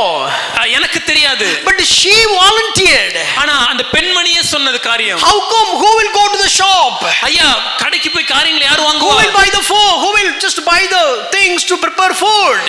சமைப்பதற்கு தேவையான உணவுக்கு தேவையான பொருட்களை யார் வாங்குவாங்க? How come a man come and stay with the lady's home? ஒரு மனிதர் வந்து எப்படி ஒரு பெண்மணியின் வீட்டில் தங்கி இருப்பது? Look at those days culture. அந்நாட்களில் இந்த கலாச்சாரம் என்ன? Lot of challenges. அநேக சவால்கள் உண்டு.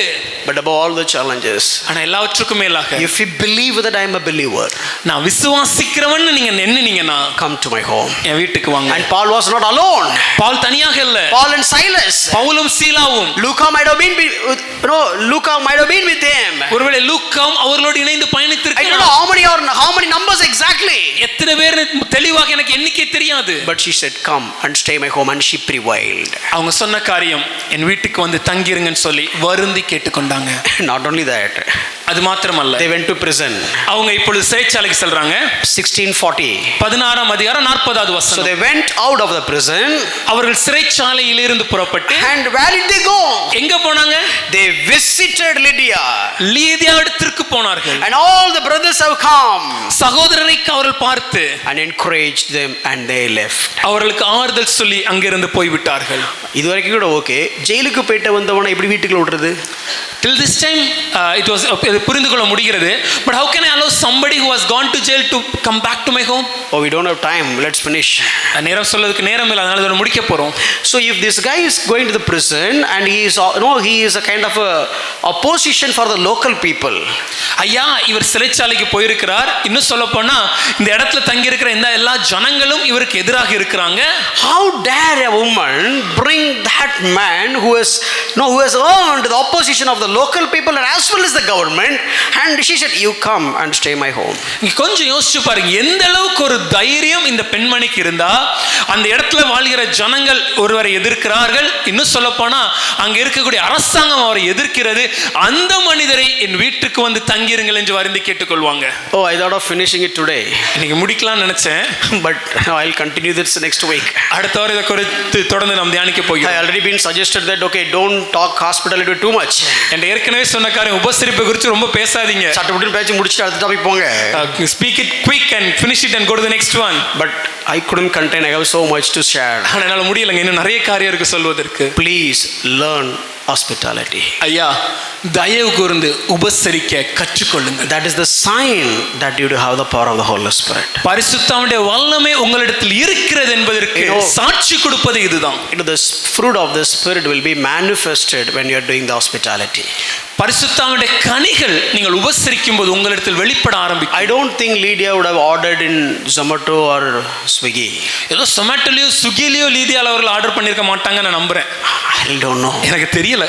But ஆனால் she was the busiest business woman. ஆனால் அவங்க மிகவும் அதிக பிஸியா இருந்த ஒரு பிசினஸ் உமன் அவங்க. When I was reading about her, they said maybe she would have a branch office in that place. That is why she is here. இன்னும் சொல்ல போனா அவங்களை குறித்து நாம் படிக்கும்போது ஒருவேளை இந்த இடத்துல இந்த பட்டணத்துல அவருடைய தொழிலுக்காக ஒரு அலுவலகம் இருந்திருக்கலாம், ஒரு பிரான்ச் இருந்திருக்கலாம், அதுக்காக அந்த பார்ப்பதற்காக இங்க வந்திருக்கலாம். Such a richest business that people. அந்த அவங்க செய்த அந்த தொழில் மிகவும் அதிக ஒரு பெரிய ஒரு தொழில். But still ஆனாலும் she has the hospitality. அவங்க உபசரிச்சாங்க. Okay, I don't have time. Let me finish with this. நேரம் இல்லாதனால இதோட முடிக்க போறோம். Love people. ஒருவரை நேசிங்கள். If you filled by the Holy Spirit, பரிசுத்த ஆவியானவரால் நீங்க நிரம்பி இருந்தீங்கன்னா the love of God will be manifested in every area of your life. இந்த பரிசுத்த ஆவியானவர் மூலமாக வெளிப்படுகிற அன்பு நம் வாழ்க்கையின் ஒவ்வொரு இடங்களிலும் பாய்ச்சப்பட வேண்டும். That love will be manifested